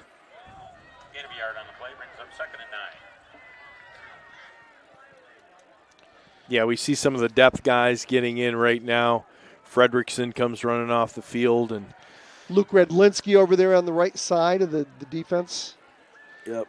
Trace Tanis just came in for Fredrickson. So they're mixing it up a little bit, and this game's going to go quickly. We're a minute and 55 seconds from halftime. Please join us for the West End Body Halftime Show. Steve Grooms and his stats, and Steve Abin will have a lot of nice stories. Chips right for the Trojans. Fake up the middle. Dornbos over the left side again. Tried to cut it outside. Didn't see anything. Cut it back in. Pick up 1 on the play. I think for Coach Smith from Fruitport, the half can't end soon enough for him. Yeah. You're sort of seeing the reverse of what you do when you're trying to close out a game. He's dragging out the plays here. The clock is running, so I think no urgency, right? No urgency. They're just let the clock tick. Yeah. Need a minute to regroup, don't they? Well, regroup or stop being, put in these bad positions. So Dornbos takes it. He's rolling left. He's just going to throw it away. Boy, wow. A lot of pressure with Ethan Stoner and company. That was also Luke Redlinski in, putting the pressure on Dornbos. He had nowhere to go, so he threw it away. 4th and 7 for Fruitport, and the putting unit comes out.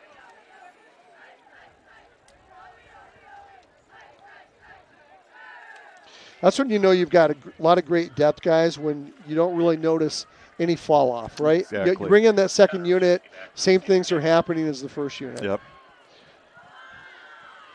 Olszewski back to receive for the Falcons. He's set up right at the 17-yard line. A little bit of a high snap. And a high kick. West Catholic runs away from the ball as well they should, and ball's at the 33.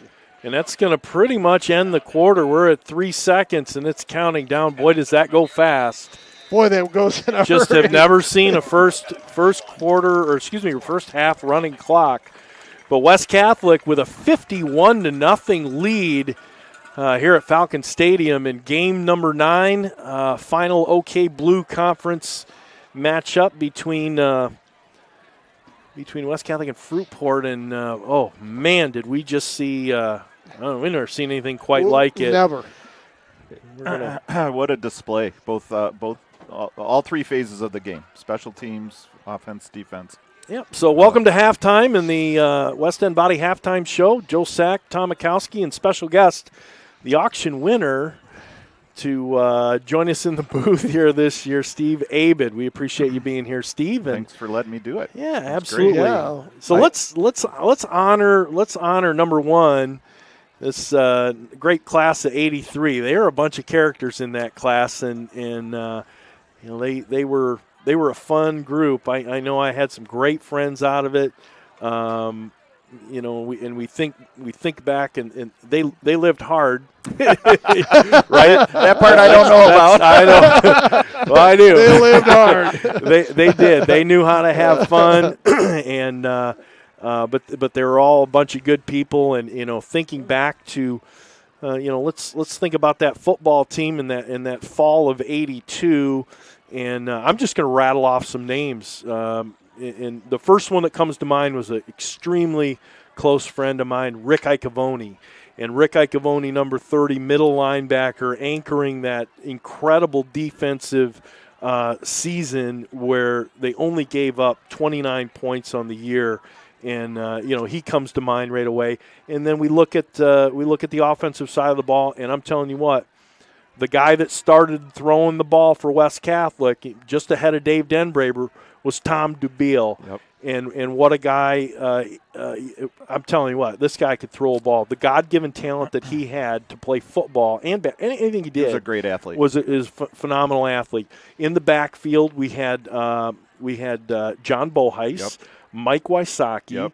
Yep. Keep going with me here. John Gregory. John Gregory, absolutely. We had good receivers, Randy Ford and Scott Mervine. And how about the big guy on the end, Chris Barr, who went down and played at Western? Yep, he was on the offensive line, tackle on the strong side. And then we had Jeff Arcelowitz and Rick Odieski was the center. Odie. John Cohane, Jerry Saukus were our interior linemen. Fred Julian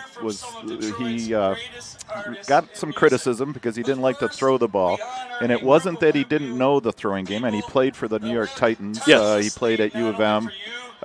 So he understood the passing game. It's just that in high school you don't always have all the tools to do that. And so we were predominantly a running team, the old power offense, if you watch any old Michigan games or Notre Dame from back then, and that's what we like to do, 3 yards in a cloud of dust. 3 yards in a cloud of dust. But when you have a quarterback like Tom Dubiel, you can't not throw the ball. Right. And so what we did that season, the first series on offense, we would run it all the way down the field and score. And then the second series, we'd mix runs and passes, score again. Third series, we let Tom air it out, and he would get a nice bomb, usually to Randy Ford. Yep. And so we would be up 21-0, similar to what we're seeing now, except a lot more time would have elapsed on the clock. And then the defense just would shut people down. And we played a 53 defense, and we had people Dan stuffed at the Style, line of scrimmage. Yep. Dan Style, Doug Saukus, DeVoe, yep, Jerry Saukus, Yep. Barr. Ford was we made Ford play middle linebacker and safety at the same time. So we were in a 53 defense, but then he would drop back into coverage. We asked a lot of our kids, and they did what we asked them to do, which is the hallmark of all the West Catholic teams. You know, we put pressure on them to be disciplined and to know their assignments. But what a joy to coach, and that was my. I followed that group from freshman to JV, and then 2 years I was varsity. So I knew them very well. They were very talented. By the time we get to the fall of '82, we have 63 kids out for varsity football. Wow. And how big was the school back then? We were Class B, so close. I don't know. We might have been over 1,000. Mr. Wagner could text us in. Gives you an idea. Like now we're about 460, and back then. I think we graduated with a class of about 200 or just under 220. I think. Yeah. It would be close. So we might have been in that 800 to 1,000 range. And, in our history, I think we've always been the smallest school in whatever league we've played in, even with that many students. Because Ottawa and Union and Creston and Central, they were all big Class A schools. The old City League, then. right. Yeah. So, anyway, I was going to talk a little bit about the homecoming of that year, '82. And we were playing Central, and Central was we knew they weren't. It's sort of like tonight. You just sort of have this feeling. So Fred handed off the first and second and third groups to Tim Cohane and me, and he took the rest of everybody else, the next 40 kids or however many there were, worked with them all week long, and they got to run their own plays. He had a ball with those guys, and they did the Dallas Cowboys where they would go in their stands and come up, all that fun stuff. So anyway, we get to the game against Central, and we were up very big at halftime, and Fred let the kids sit out on the bank on the locker room there at Houseman Field and watch homecoming, which we never would have done. Right. But we had nothing to talk about. I mean, we had done everything right, and we were up big. So anyway, we get into the second half. We're not trying to run the score up, but we score, a couple more times. Right. So finally he decides it's time to put these other kids in, and he hands me his clipboard. And he said, "Get these kids in, the ones that he worked with all week long." Right. Well, his handwriting was not easy to decipher, and we're under the lights at Houseman Field, so not really the best, best. So and by that time you need reading glasses. Right. Anyways, well, right? not quite for me. No. But, it was 40 years ago. So, but anyway, I'm trying to make out what he's got written down, and finally, he, a couple of plays go by. We still haven't gotten these kids in the game. He grabs the clipboard away from me. He says, I'm going to paraphrase, "You can't sub for crap." So he had this, he could do that whistle thing, Oh, that's funny. And so he says, "Everybody that worked with me all week long, huddle up here on the sideline," and they all come running over to him, and he goes, "You're an end, you're a tackle, you're a guard, you're a center, you're an end, you're a tackle, you're a guard." He throws them all into the game. They got to call their own plays. I mean, it was the most amazing, fun time I think I've ever had on the sideline, being yelled at by the head coach. Sure. So, but that was a great team, and that game was really nice. And Rosie Klaska was the homecoming queen. Yep. And oh wow. And great memories. What you remember the home? Gosh, yeah. sure. So That's I was the awesome. class advisor as well as the gotcha. assistant football coach. It was just a fun group. Let's just go through. Let's just take a look at the season. Rogers started off the season at September 10th with a 30-0 win. Mona Shores with a 40-0 win, and then Grand Rapids Union, which was always just it was a rivalry. It was a neighborhood rivalry is what it was. We remember, burning the WC into the hill at Union. We don't know who did it. No, I didn't do it. I know that, but that whole scenario would take place that week, and it was Beat Red Hawk week. It was a big deal. That game had added significance that year because Jake Saccone had passed away. I don't remember if it was the year before or prior to that. Might have been a lot earlier. But anyway, his kids came then to West Catholic. And so John Ciccone was John on and that Lisa. team, Yep. and Lisa, who Larry later married Rick Icavone. Yep. So it was a little bit of an emotional game for the Ciccone family, as for all of us, because we respected our rivals and and knew what a loss that was for Union. Jake had been the head coach there for some time. So anyway, we pulled that one out, another shutout for us, and then Ottawa was one of the teams that we used to sort of fear a little bit. They had a lot of weapons, and they usually, if we got them later in the season, they improved as the year went on. They always opened up with East Grand Rapids, so they'd be down a little bit at the beginning, and then they would start putting things together. But I think that was one of our biggest margins of victory. Yeah, that was a 42-0. I do need reading glasses. Yeah, right. See that.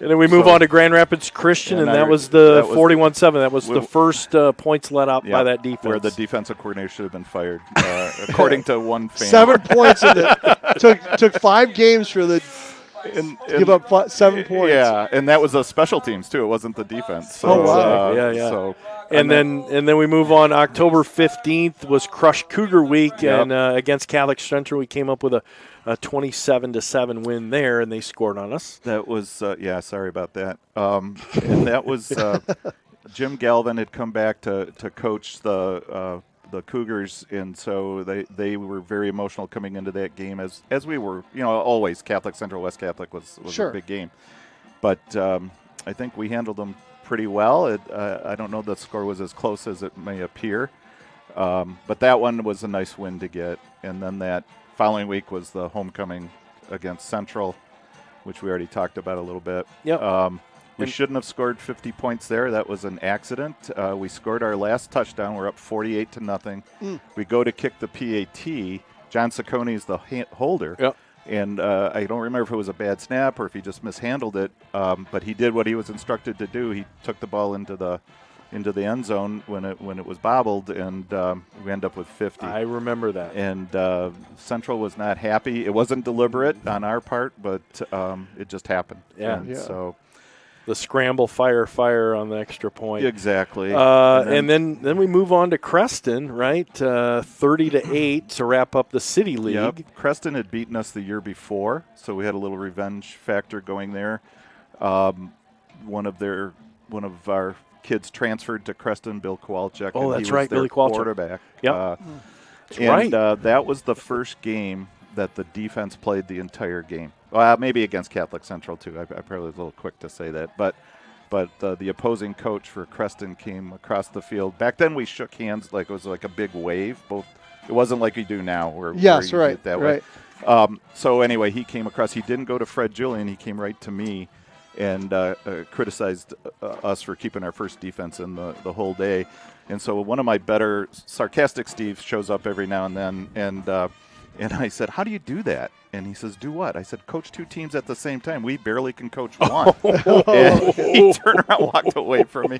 But I always thought whenever we got beat, we would go over, shake the hand of the opponent and say, "Good game, thanks for kicking our butts," because we learned from that. And so I never criticized anybody, even if we did feel like they may have done some things that we didn't agree with. Yeah. And then the season wrapped up at Muskegon Catholic, and that was the loss of the season. Both teams. I mean, it was a phenomenal game. Do we defensive have to talk battle. About this? No, it's. I mean, we're not going to get into the details of it. We can get into it a little bit. Yeah, it was a cold, bitterly cold night. I mean, it was so cold. And back then, you didn't know if you were in the playoffs or not, right? I mean, we had a couple of undefeated teams, and one of them didn't make the playoffs back in the early 70s. So we knew Muskegon Catholic, West Catholic, we were 1-2 in the state going into that last week. They were good. And we knew the winner was more than likely going to go to the playoffs, and they were excellent. They had already won the state championship the year before, and we really battled it with them. But the wind was a factor. I'm not making excuses, but they were better than we were that night, and I'm not sure even if it was a perfect weather condition how we would have done. Yeah. But it was a battle right to the finish. John Boheis returned the second half kickoff for a touchdown. Right. And then we made the PAT, but we got called for illegal procedure, had Yep. to kick it over and missed the second one. One. If it had been a tie, I think we would have been in. Right. And so that we ended the season on a loss, and that was the end of that. And Jerry Saukus had that horrible leg injury One in of that the game. worst What a terrible injuries deal. I've ever seen. Yeah. And all my, at being the line coach, you rank the injuries, so his is the number one all time. And I don't want to be too graphic, but it really, and everybody was deflated. Right. I mean, we were losing already, but Muskegon Catholic's coach said to Coach Julian, he says, we're not going to try to score. We're just going to run the ball and try to get out of here so your kids can, they're emotional right now, and having seen that. And But, yeah, I remember running out onto the field and waiting for, help to get there. The ambulance had already left, and it had a difficulty getting back. Yeah, it was late in the game. Very late, dwindling minutes of the fourth quarter. And all I could do was, and it's cold, so he's laying on the cold ground. We didn't want to move him. Just saying, hey, just, take it easy. Don't look. But he ended up, having to have surgery and a whole bunch of other things. But then we rooted for Muskegon Catholic. The team that beats you is the one that you cheer for. And Major Metcalf was on that team, I think, wasn't he? Could was be. he a senior? It might have been. I'm trying to remember. Phenomenal football. Phenomenal. They were well coached. Yes. Very well coached. Yep. What's amazing about that, right, is you go into that, that game, and you're 1-2 in the state, and you don't make the playoffs. Right. Exactly. I mean, talk about a totally different era. And you're a part of 6 teams that went into the playoffs in your coaching career, which really says a lot, because for those who don't know, maybe just explain really quickly how the playoff system worked back then, because it's just hard to believe that you could have a fantastic team like that and not make the playoffs. Yeah, and even a few years before, 76 team was undefeated. Yep. Didn't make the playoffs. Back then, they only took one team from each region. So then they expanded it, and they added, and it became 2 teams from each region, which is the way it was in that 82 season. Right.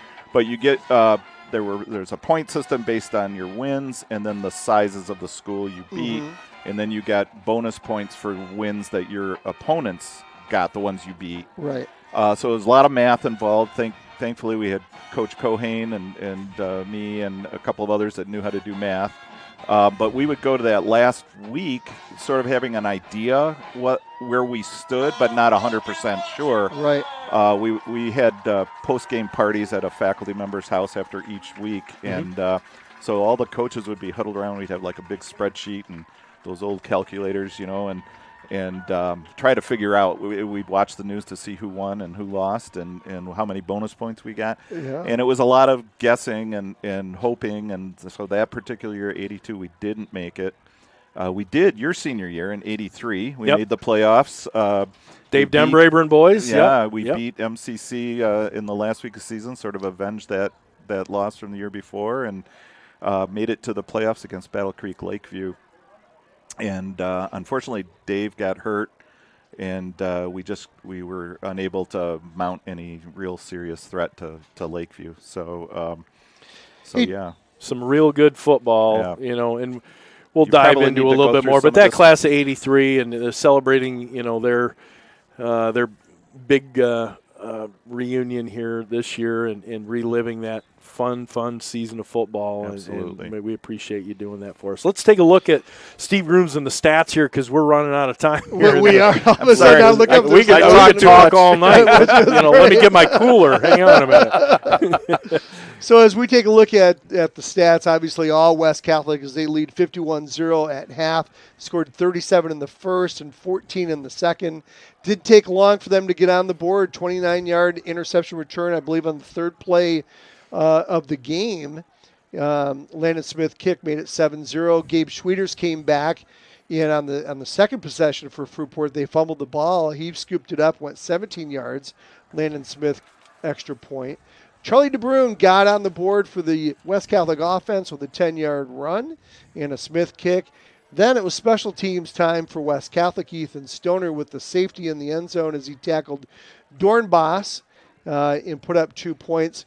The ensuing kickoff, Fruitport with the safety had to kick off to West Catholic. Chaz Vita caught it, went 60 yards for the kickoff return. Then Connor Olszewski with 33 yards, Mike Murphy, and then finally Ethan Stoner in the first half. Thanks a lot, Steve. 178 yards of offense for West Catholic. I think about and 328 for the defense. Yes, and about 38 for Fruitport. And so obviously just dominating performance. Nothing else to say. Stats don't reflect the score. No, they don't.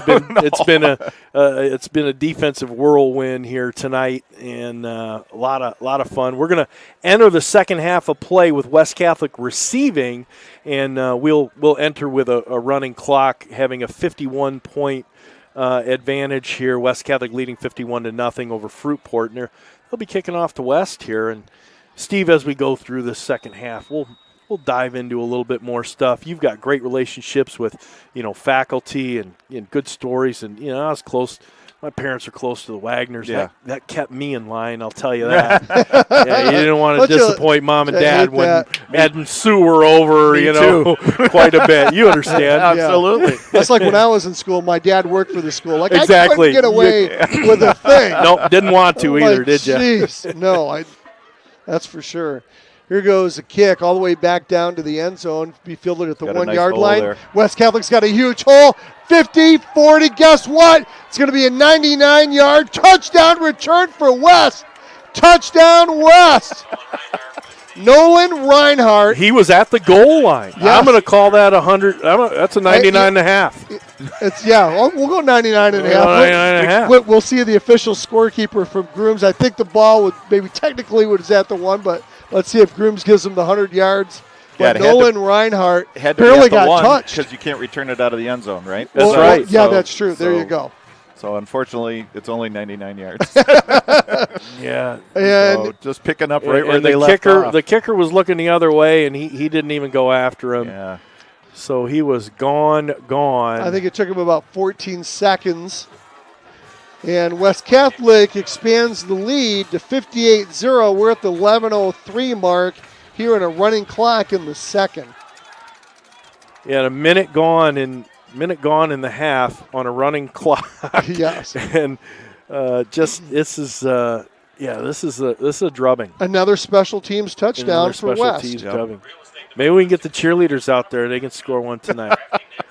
Run one back for us, Well, I'm glad for the special teams. They sometimes don't get a lot of credit, and or they get the bad criticism when things don't go right. But I got to think the defense is upset with the offense. They just want to let them on the field. Right. Yeah. Something there. So a 99-yard kickoff return by Nolan Reinhardt. Earlier, 60-yard touchdown return by Chaz Vita.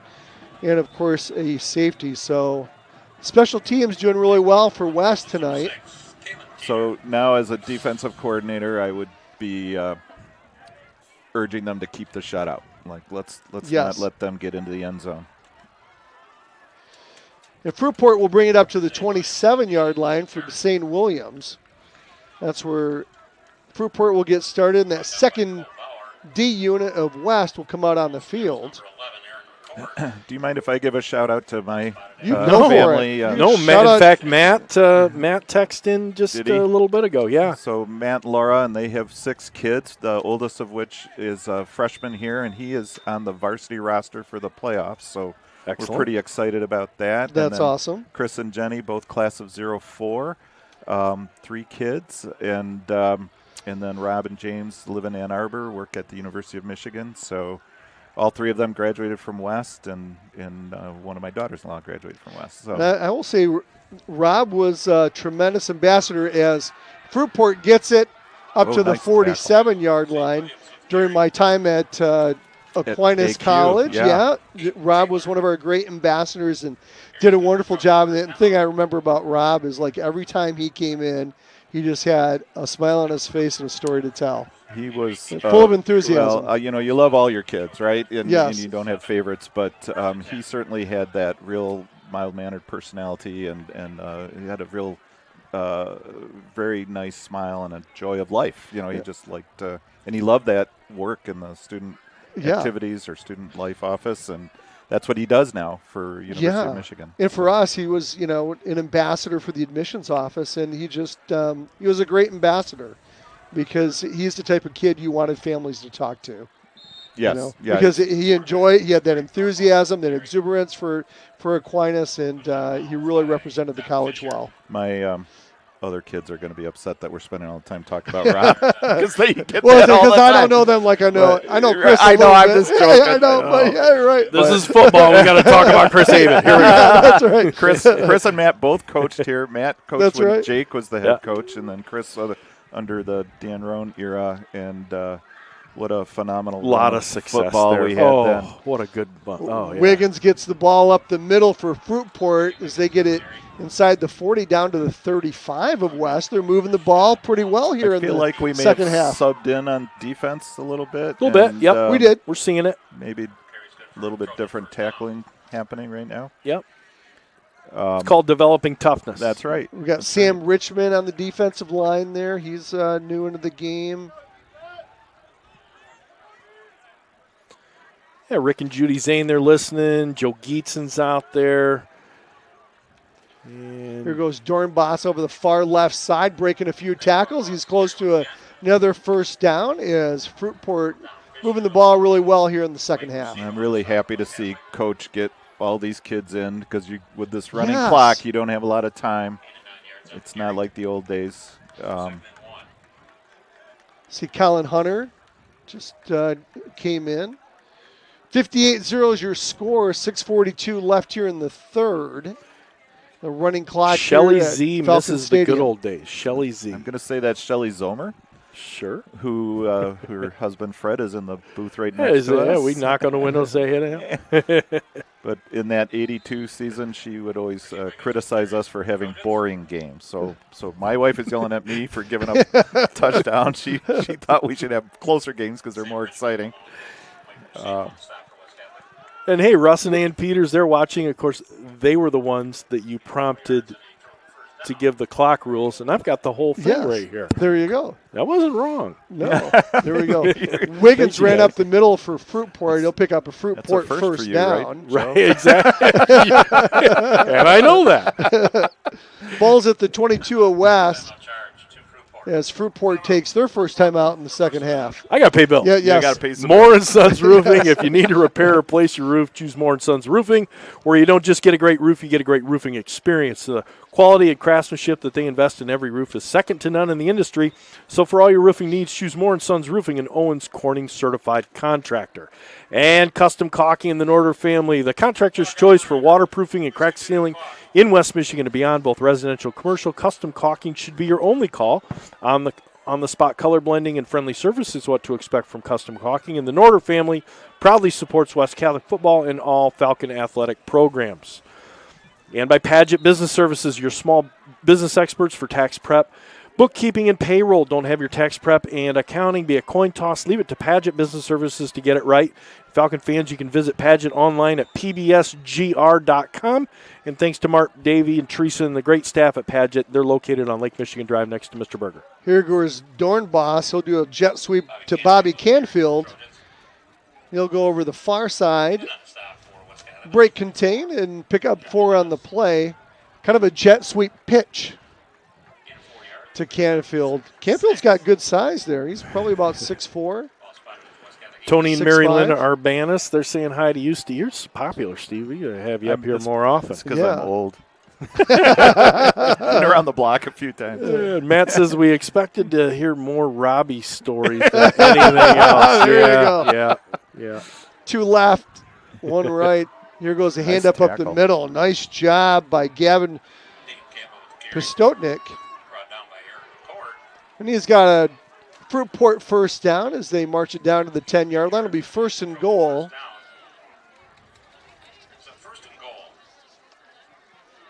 I'd like to see this squad stiffen up a little bit, stop them from getting into the end zone. That would be really good for them. It really would be. Let's see what they got as Fruitport has 2 left, 1 right. Here goes Dornbos. He's going to go in the air. Lofts it up. Great coverage by West, though. Touchdown. Touchdown, Fruitport. So Bobby Canfield goes up high. There's that 6'4", 6'5" size. Went up over 2 West Catholic defenders. Very well defended in the end zone, but Canfield came down with it, and Fruitport's on the board. I apologize. I think I jinxed that whole That's process. all right. I think they'll be okay with it. We're up 58-6, pending the extra point.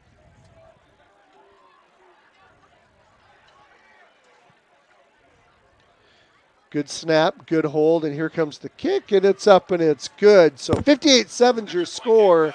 We're at the 3:21 mark in the third. Tom Mikowski, Joe Sack, and our good friend Steve Abid. It'll be interesting to see if Fruitport chooses to onside kick here. I would hope they wouldn't.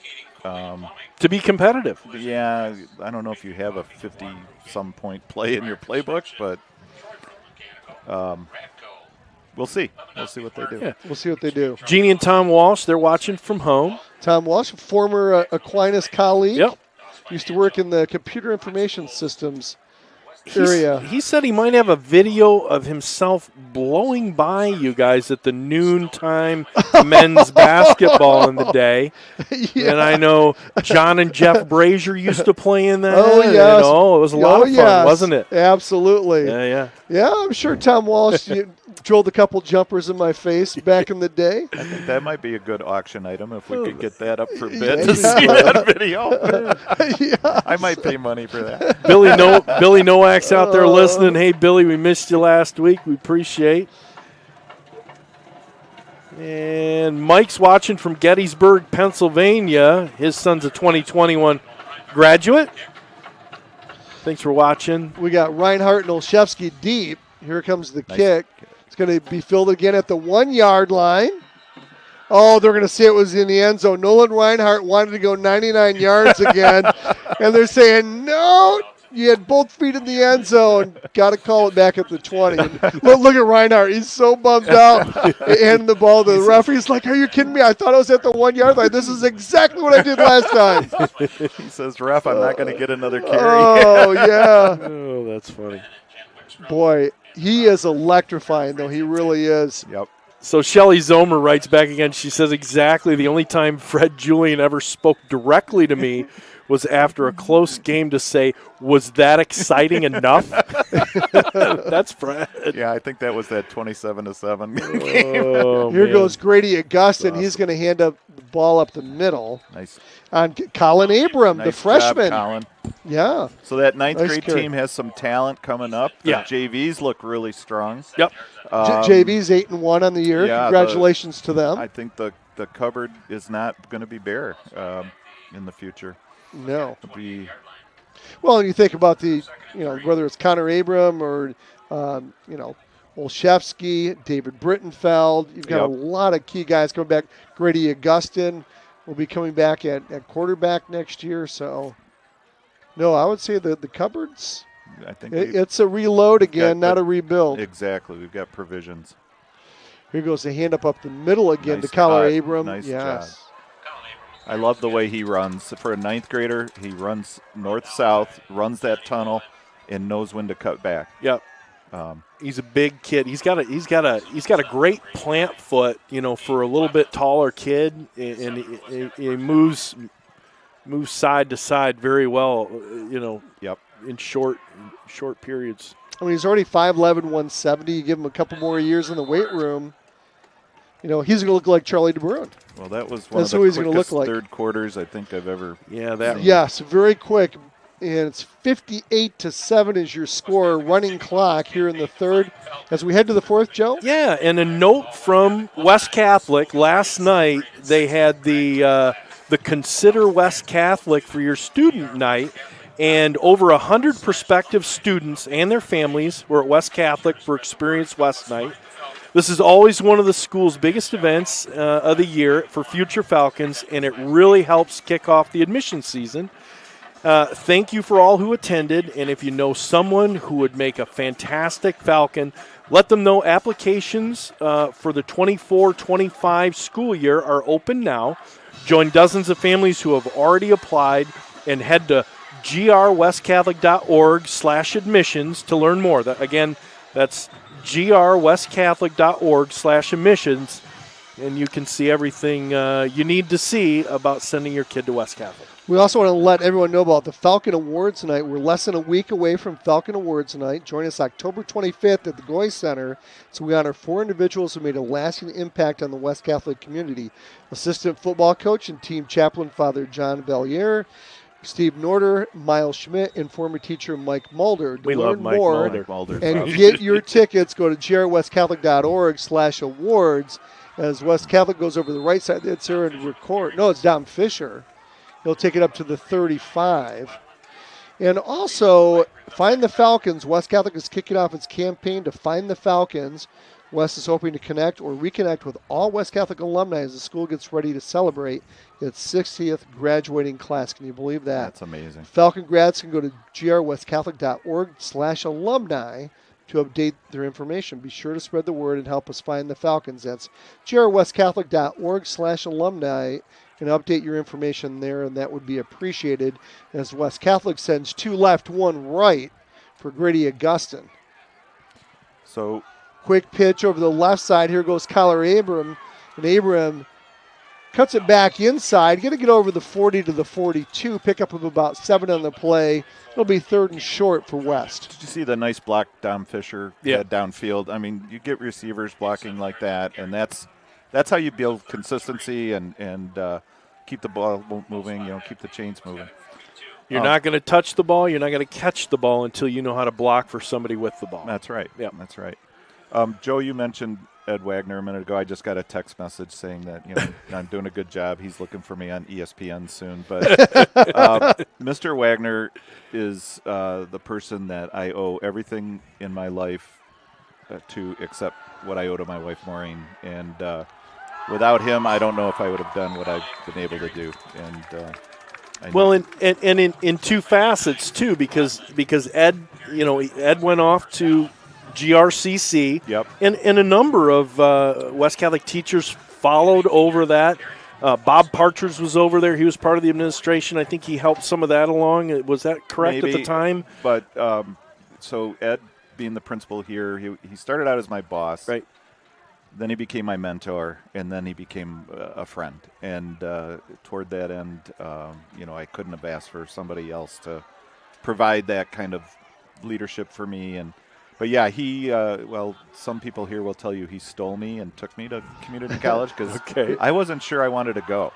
And, I loved it here. My kids were getting close enough that they were going to be students eventually. And all of our friends, our social life was built around the school. Yeah. And we were planning gift days. And Mr. Wagner pulled me out of the meeting and made me, he was getting ready to go on vacation. And he wanted to make sure I knew that I shouldn't pass this opportunity up to go to community college, but it just didn't seem right to me. And then eventually I did make the decision to go, and it was hard at the start. I was like 51% that I made the right decision. Yeah, here goes Augustin. We'll finish up on that story. As Augustin will pass it on the flats, it falls incomplete. It'll be 2nd and 10 from the 39. Go ahead and continue, Steve. Yeah. So anyway, back to my start here at West,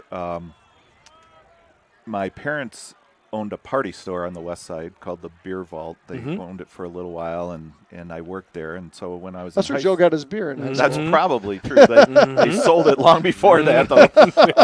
Anyway, I wrote a paper about working at the store in my English class in high school, and in my freshman year. In my sophomore year, the teacher came up and said, I remember you wrote this story. My husband just bought a store, and he's looking to hire somebody to do the stock work and clean the floors and all that. So that was my first job. Maureen came into that store. I didn't know her, but I fell in deep lake with her at that point. Anyway, I went off to Western to study education, and I would come back and work at the store on weekends or in the summer. And this one customer worked for Grand Rapids Public Schools. Okay. She found out I was going into education, said, when you get ready to graduate and you're done with your student teaching and all that, come and see me and I'll put you on the sub list for Grand Rapids Public. So I got called into sub toward the end of the school year of 77, and got called to Creston a lot. The principal there liked me. His name was Gene Hecker.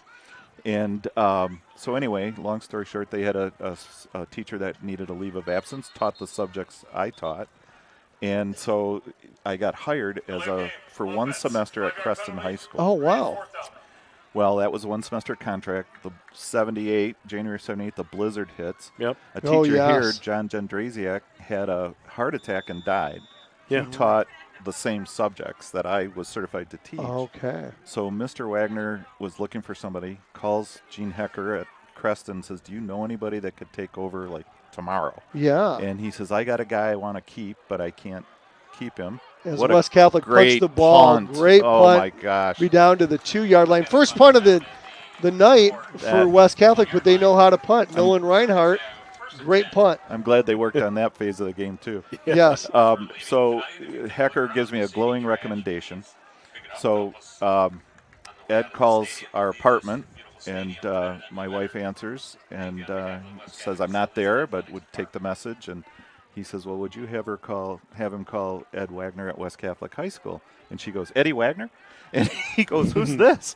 Maureen Schoen. Well, come to find out, my in-laws had taken up a collection to help Ed get paid when he was at St. Thomas. Oh, really? And in his mind, they could do no wrong. Yeah. So if their daughter, I was good enough to marry their daughter, then Wow. I'd be good enough to get my job, Yeah. a job at West Catholic. Wow. Here goes a handoff to Wiggins up the middle. Nice hard run. It'll be a first down as he picks up 12 on the play.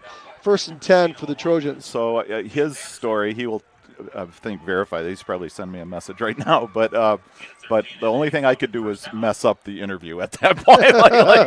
If I it was yours to lose. The fact that the principal at Creston and then John and Eileen Schoen, so I was very, very grateful that, that old "It's a Wonderful Life" thing, all the lives you touch and all that. So it all sort of worked out story. for me. What a great network. So, yes, absolutely. So that's why I always thank him for not only giving me the job, but then helping me be the teacher I became. So, and then when you, Tom, we got to play here.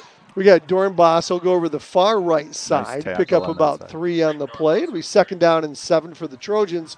So we're at the 5-12 mark already here in the 4th. 58-7's your score. West Catholic over Fruitport. So just jumping past and going back to your time at GRCC, how much time did you spend there? How many years? At GRCC, I was there from 93 through 2020. I retired in 2020. So Really? 27 years altogether. Wow, that's so I was 16 here. My teaching career was 43. Isn't that something? 43 and had a good time there. Yeah, at first I wasn't sure. I wasn't sure. Yeah, and teaching college is a little bit different. I Yep. taught almost the same stuff I was teaching here. But in this case, didn't have to worry about parent-teacher conferences and assemblies and stuff that would interrupt your school day. And I had a whole hour to cover everything I needed to cover 3 days a week back then. And you're still able to work stuff around your coaching schedule. yeah, I coached here.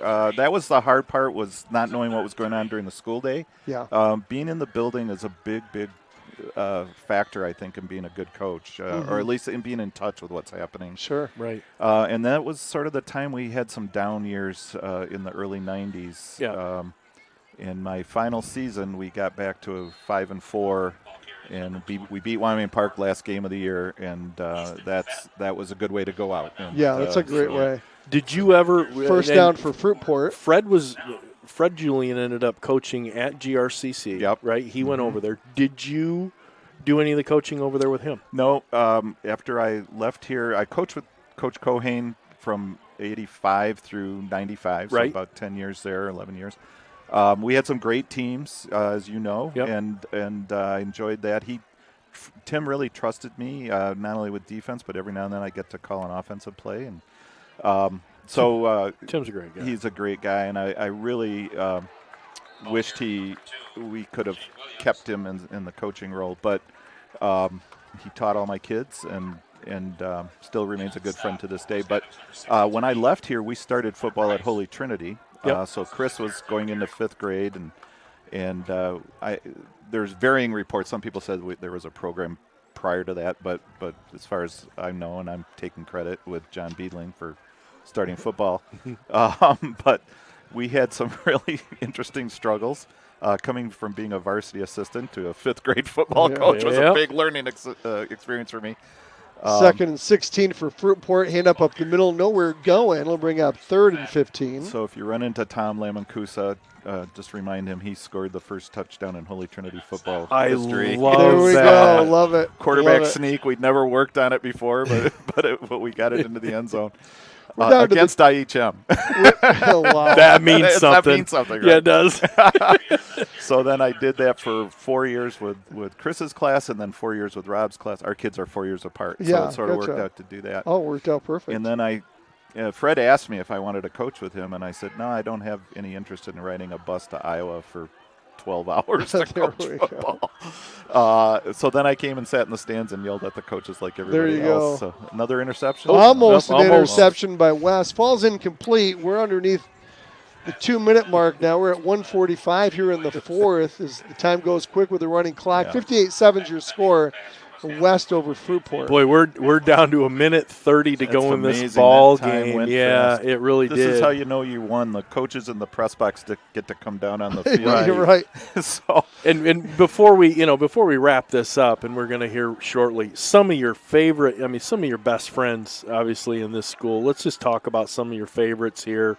Go ahead and just rattle them off. I'm going to recognize a lot of them. my best friend was Mike Charette. Yeah. And we taught next door to each other Yep. until Mr. Wagner decided we needed to be separated. We had a lot of fun. I'm sure you've gone through your books. There's probably a lot of pictures. He of was the my two of golf us. coach, and He was just a classy guy. He was Yeah. a great teacher. Not many people would go out and get a master's degree in a thing that doesn't make you very marketable in the teaching world. So he was a good friend. Mary McGrath, we worked together. Mm-hmm. We sort of founded the way Gift Days worked back then. Mm-hmm. We didn't stay overnight, but the idea of it. She was a really nice lady, probably one of the most Christian people I've ever been affiliated with. And I mentioned Tim Cohane before. Fred and Joyce Julian were great friends of ours. Joe and Sheila Hesse. Joe Hesse, yeah. Got to do a lot of fun stuff with them throughout the years. And Fred Zomer is on the staff now. Jim Schock and I coach together. He's Hall of Fame assistant coach, and so I'm sure Rita Todoritis. Love she and I Rita. made up the business department for a long time, and then you mentioned Mike Mulder winning the Falcon Award. Yes. I went on 3 out west trips. I'm not sure which of my kids had him, but he was a great teacher. But just that whole out west experience is phenomenal. Great. Anarino, Mike Anarino, yep. Madur, gosh, Jim just Schaefer, God rest his soul. Yep. I mean, so many of those. yeah. We had a great staff. Of the people that went down to community college, 3 of us won the Excellence in Education Award that had been on the faculty here at West Catholic. So that's the highest award. It's voted on by a group of your peers. As you see both teams taking the field, your final score here tonight, West Catholic 58 and Fruitport 7, and you couldn't ask for a better senior night. Oh, what a No. nice night for the seniors. Yeah, they're gonna do their famed walk. They're gonna walk the field together, arm in arm, and that's always very special. It's nice that we can do it the last game here. Brings a It's tear not to my eye raining. every time I see the seniors do that. Right. Yeah, and I've made a habit of doing this, and I'm going to do it right now. I usually roll through each one of the players that's a senior, and I'm going to do that right now. Charlie DeBruin, Nolan Reinhardt, Chaz Vida, Cole Bauer, Carter Perry. God, Carter Perry already graduating. I know. Man, oh, man. Ryer Snow graduates. Alec Wickstrom, it's great that he came over from Christian, nice leader on this team, as well as Mike Murphy coming over and transferring from Northview. He's been a big addition to this team and the school.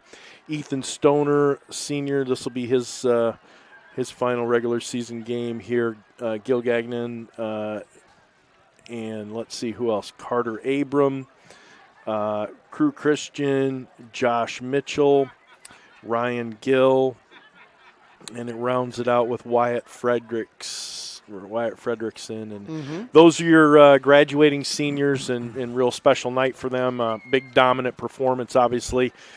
Very defensive heavy, and they're getting ready for the playoffs here. So we're back. So welcome, welcome to the post-game show, and yeah, it was all West Catholic in the most dominating fashion probably in the history of Falcon football, which is really a stunning thing to say. You think about the tradition this school has had, and to come out and just dominate the way they did from the word go. I mean, it was 37-0 in the first quarter, 51-0 at half. They swapped touchdowns in the second half, and 58-7 your final score. And every facet of the game was working well. Now, you really hope, if you had your druthers, you'd be playing the tougher teams as you get closer. But the good news is here, they should have fresh legs next week heading into the playoffs, that they have escaped any major injuries, and those are two things that you want heading into the playoffs. Well, and when you're going to, like we said at the beginning, you're going against an 0-8 team. It's easy to look past. You're in the playoffs, but that focus was there right from the start, from that first interception, all the way through. And I think they did a good job getting ready for the playoffs tonight. You got to work on a couple little things, but also just maintaining that focus, which is, as we said, high school kids, short attention spans, right? Yeah, and right. So pulling it all together, finishing 9-0 is amazing, and now let's keep it going as it really go is to the playoffs. Well, when you look at the stats, what's really amazing, if you said to me at the beginning of the night, we're going to win 58-7, I would say Charlie DeBruin's probably going to run for 275 yards. Right. No. He ran for 60 yards. He had four carries for 60 yards and a touchdown was still that score. Mike Murphy, what does Mike Murphy do? Scores touchdown. Yeah, he has one carry, and when I kind of was turning my head just slightly for about 3 seconds actually, one carry for 45 yards and a touchdown. So with that 58-7 score, only 2 rushing touchdowns for West. That's surprising. Just a great effort all the way around. This is stunning. I take my hat off to the defense, though. I think they set the tone right from the first play of the game and carried it throughout. They absolutely did. The fumble recovery for a touchdown and an interception for a touchdown. Colin Abram, it was good to see him get 5 touches here in the second half. He went for 41 yards. Alec Wickstrom, Mr. Efficiency is what we like to call him, 3 for 3, 64 yards and 2 touchdowns on the night.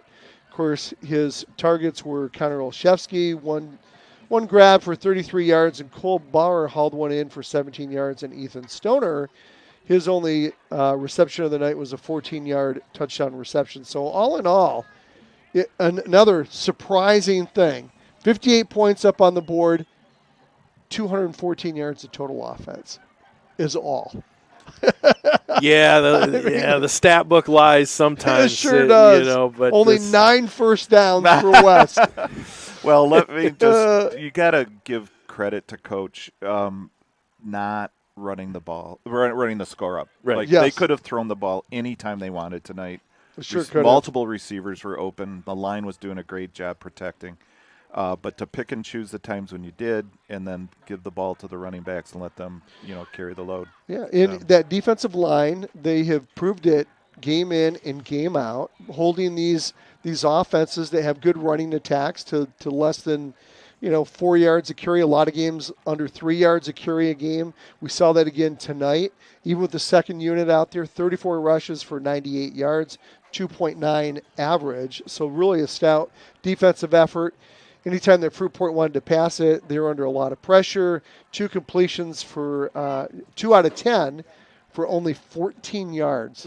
So last week, 1 yard passing. This week, 14 yards. So in 2 games, the West Catholic defense only allowing 15 yards. And, of course, another 2 interceptions and 3 total turnovers for Fruitport. So that's 5 turnovers in the last couple weeks for Fruitport. They were led by their quarterback, Brandon Dornbos. He had 18 rushes for 59 yards. Ricky Wiggins, who I thought ran the ball really extremely well in between the tackles tonight. He had 8 rushes for 46 yards. Deshaun Williams, 4 carries for 13 yards, and that kind of rounded out the rushing attack for Fruitport. So 214 total yards, doubled up the 112 yards that Fruitport had on offense, and that's your stats. Your Steve Groom stats for the evening. Thank you, Steve Grooms. We appreciate that. You make us look smart every week. We know different. Guys named Steve have a way of doing that. Exactly. Yes. So one thing we do know is that West Catholic will be hosting a playoff game right here at Falcon Stadium next week. Thank you, Steve Grooms. Say hi to everybody. That's 7 of them. Okay. But take a look Sunday night, 6 p.m. on Bally Sports or Fox Sports Detroit, new name for it or whatever. They're going to have they'll have the MHSA pick show essentially, where you'll find out where your teams will be playing. And West Catholic, of course, will be the point leader moving into the Division 5 matchups.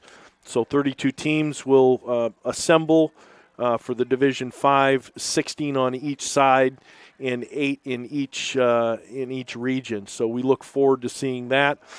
If you want, it's kind of fun. You look at Snooze to You between now and Sunday night, and let's see how well they do with all of their picks online. But anxious to see how West Catholic draws, and we know that there's a collision course with our crosstown friends, the Cougars of Catholic Central, but we've got game 1 to play first. Yeah, we do. And so, Steve, with all of your experience coaching, take us a little bit into the mindset maybe of Landon Grove and the defensive coordinator, Darren Smith, as they kind of head into the playoffs. I mean, what changes, if anything? Because this has been obviously an undefeated season. You win the conference outright. You win in dominating fashion. You look at the last few games here, everything's running clock, so you're doing really well. What kind of goes through your mind, and do you make any changes at all? Well, ideally, no, right? I mean, if we used to have a philosophy that if you're going to do anything special, put it in the first week of the season. Don't put it in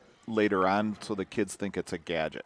Like, just treat it as part of your normal, like, we're putting this in because you never know when we're going to need it, as opposed to this team does this, so we need to put this in at a particular point. Mm-hmm. But, the electricity in the playoffs is totally different. So actually one of the things we had to learn the hard way was keeping kids' emotions in check, not spending it all on the practice field, keep something for the games. You lay off a lot of what you had been doing all season long, because hopefully by now they've got it. You've got 12 weeks of practice under your belt and all those games. And now I know the rules about hitting are a lot different than when I was coaching, but we would lay off the hitting because the kids are sort of bruised at this point in the season. Even if they're healthy, they're still a little worn out.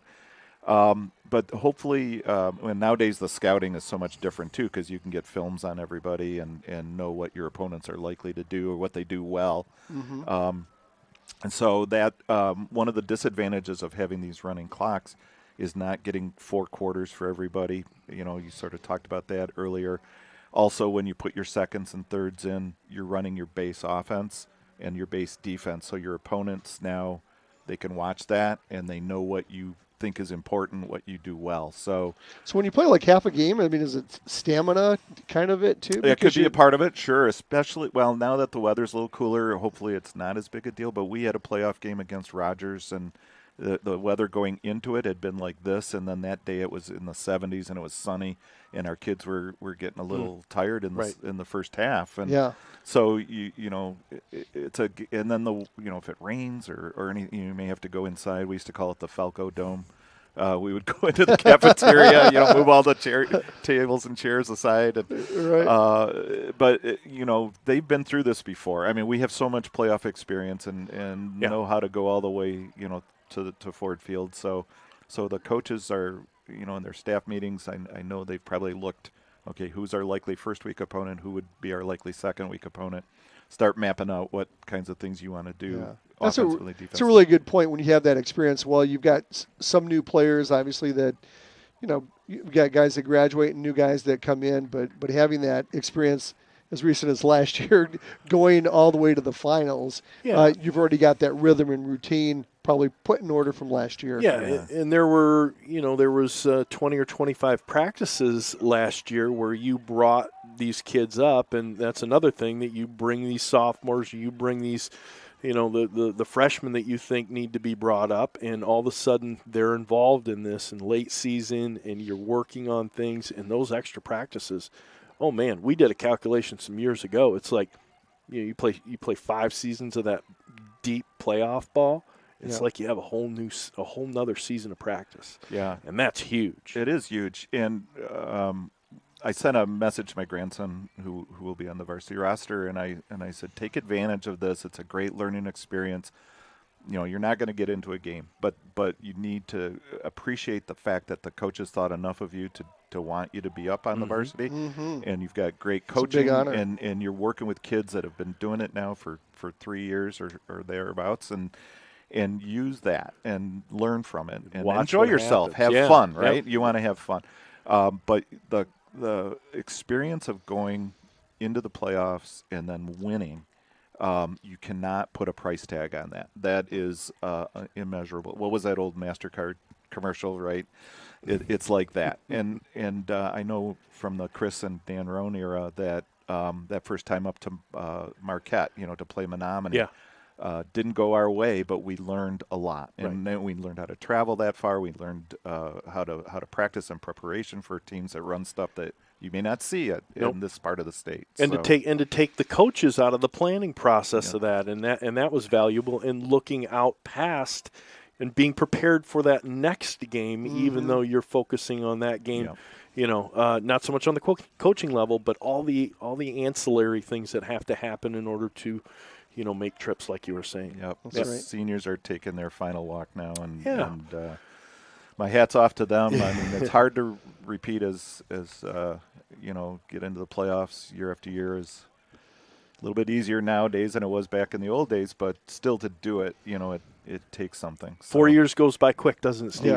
Yeah. Isn't that a fantastic tradition, though? Just arm in arm as we watch them go down the entire length of the field, and great to see. Yeah, it's so nice. A great way to end it. And how impressive, is Landon Grove. I mean, to come in at 27 years old, last year I thought, wow, this guy's a pretty young guy. I mean, we've got kids. We all have kids that age. Kids are Brady and Nolan's age, and we're like, okay. Wow, he's got a little bit of experience, and then he just the maturity that he has is well beyond his years, I think. Yeah, and I met him at a little get-together before the season started, and what I really, aside from his football and knowledge in that area, his respect for the tradition of West Catholic and knowing some of the things that we had done in the past and going all the way back, to Don Lennon and Fred Julian and Gene Jaglowski and just respecting that, making sure the kids are aware of it. They're part of a long tradition here, a long winning tradition, and we play hard-nosed football, and we know how to close out championships. And so I've been very impressed with him. I wasn't quite sure at the start, young punk kid like that. Yeah, right. Yeah, you're like, well, how's this going to go? And he is so respectful toward me, which he does not have to be. I mean, I've been gone here for 30 years, but he comes over and says, "Hi, Coach Abed," to me, and I appreciate that. I just think it's really nice. And to see the kids at Mass with all their stuff on, they came to Assumption a few weeks ago, and Father Chuck brought them into the homily and made some points about that. So I like that he's kept some of those traditions going too. Well, what really did it for me is when I saw some film of him in the Coopersville game, the only game where they were trailing at halftime. And he said, I love this. I love it. Because it's like, we're going to face adversity like this down the road, and I love it. We need to embrace this. This is an opportunity for us. That's right. And he really just got everybody fired up, and lo and behold, we came back and we won it on that last second field goal by Landon Smith. Wasn't that an awesome drive, though? I mean, to take that with the amount of time we had left and knowing where we sat with timeouts and everything, and just using the clock and using what we had, taking with the defense, and then to put faith in your kicker First field goal attempt of the entire career as a right. sophomore. Yep. And I mean, granted, it would have been a tie game, and so but they pulled it out, they won it, and you learn from those things, and that makes you better. So. Well, speaking of closing it out, we probably should close it out here tonight. Steve, thank you so much for being with us. It's been a joy. What a having you pleasure. here. Thanks for letting me be part of this. Yeah. I was only bidding to up the bid. I didn't really expect that I would get it. Be careful what you bid for. But if I didn't mention somebody's name that I should have in the course of that conversation, I apologize. I'm old and I forget things easily nowadays. But and this you wasn't guys are bad. great. This wasn't bad, was it? You're It's not kinda as fun. bad as Maureen said No. you were. Yeah, we don't bite. Well, I really enjoyed it, and I apologize if I talked over the play-by-play. No. Because This is when good. you sit in the stands and you say things like "good tackle" or "it's on the one," it's something I It's have a natural. hard time. Yeah. At least I And didn't especially yell as a coach, right? I didn't yell at the refs. So. Yeah, well, it was fantastic just hearing Well, all the stories and taking that walk down memory lane. It was awesome. I appreciate you guys, and my best to you and your families, and hope you. everybody stays Thank you safe so and much. healthy. You as well. Yeah. Well, Yes. let's keep this thing going all the way to Ford Field and put a cap on this season that way. Well, that'll do it for us from Falcon Stadium. For my partner, Joe Sack, and our special guest here, Steve Abud, I'm Tom Mikowski. Your final score from the west side of Grand Rapids, West Catholic 58, Fruitport 7. Have a great weekend, everyone. Go blue. Go green.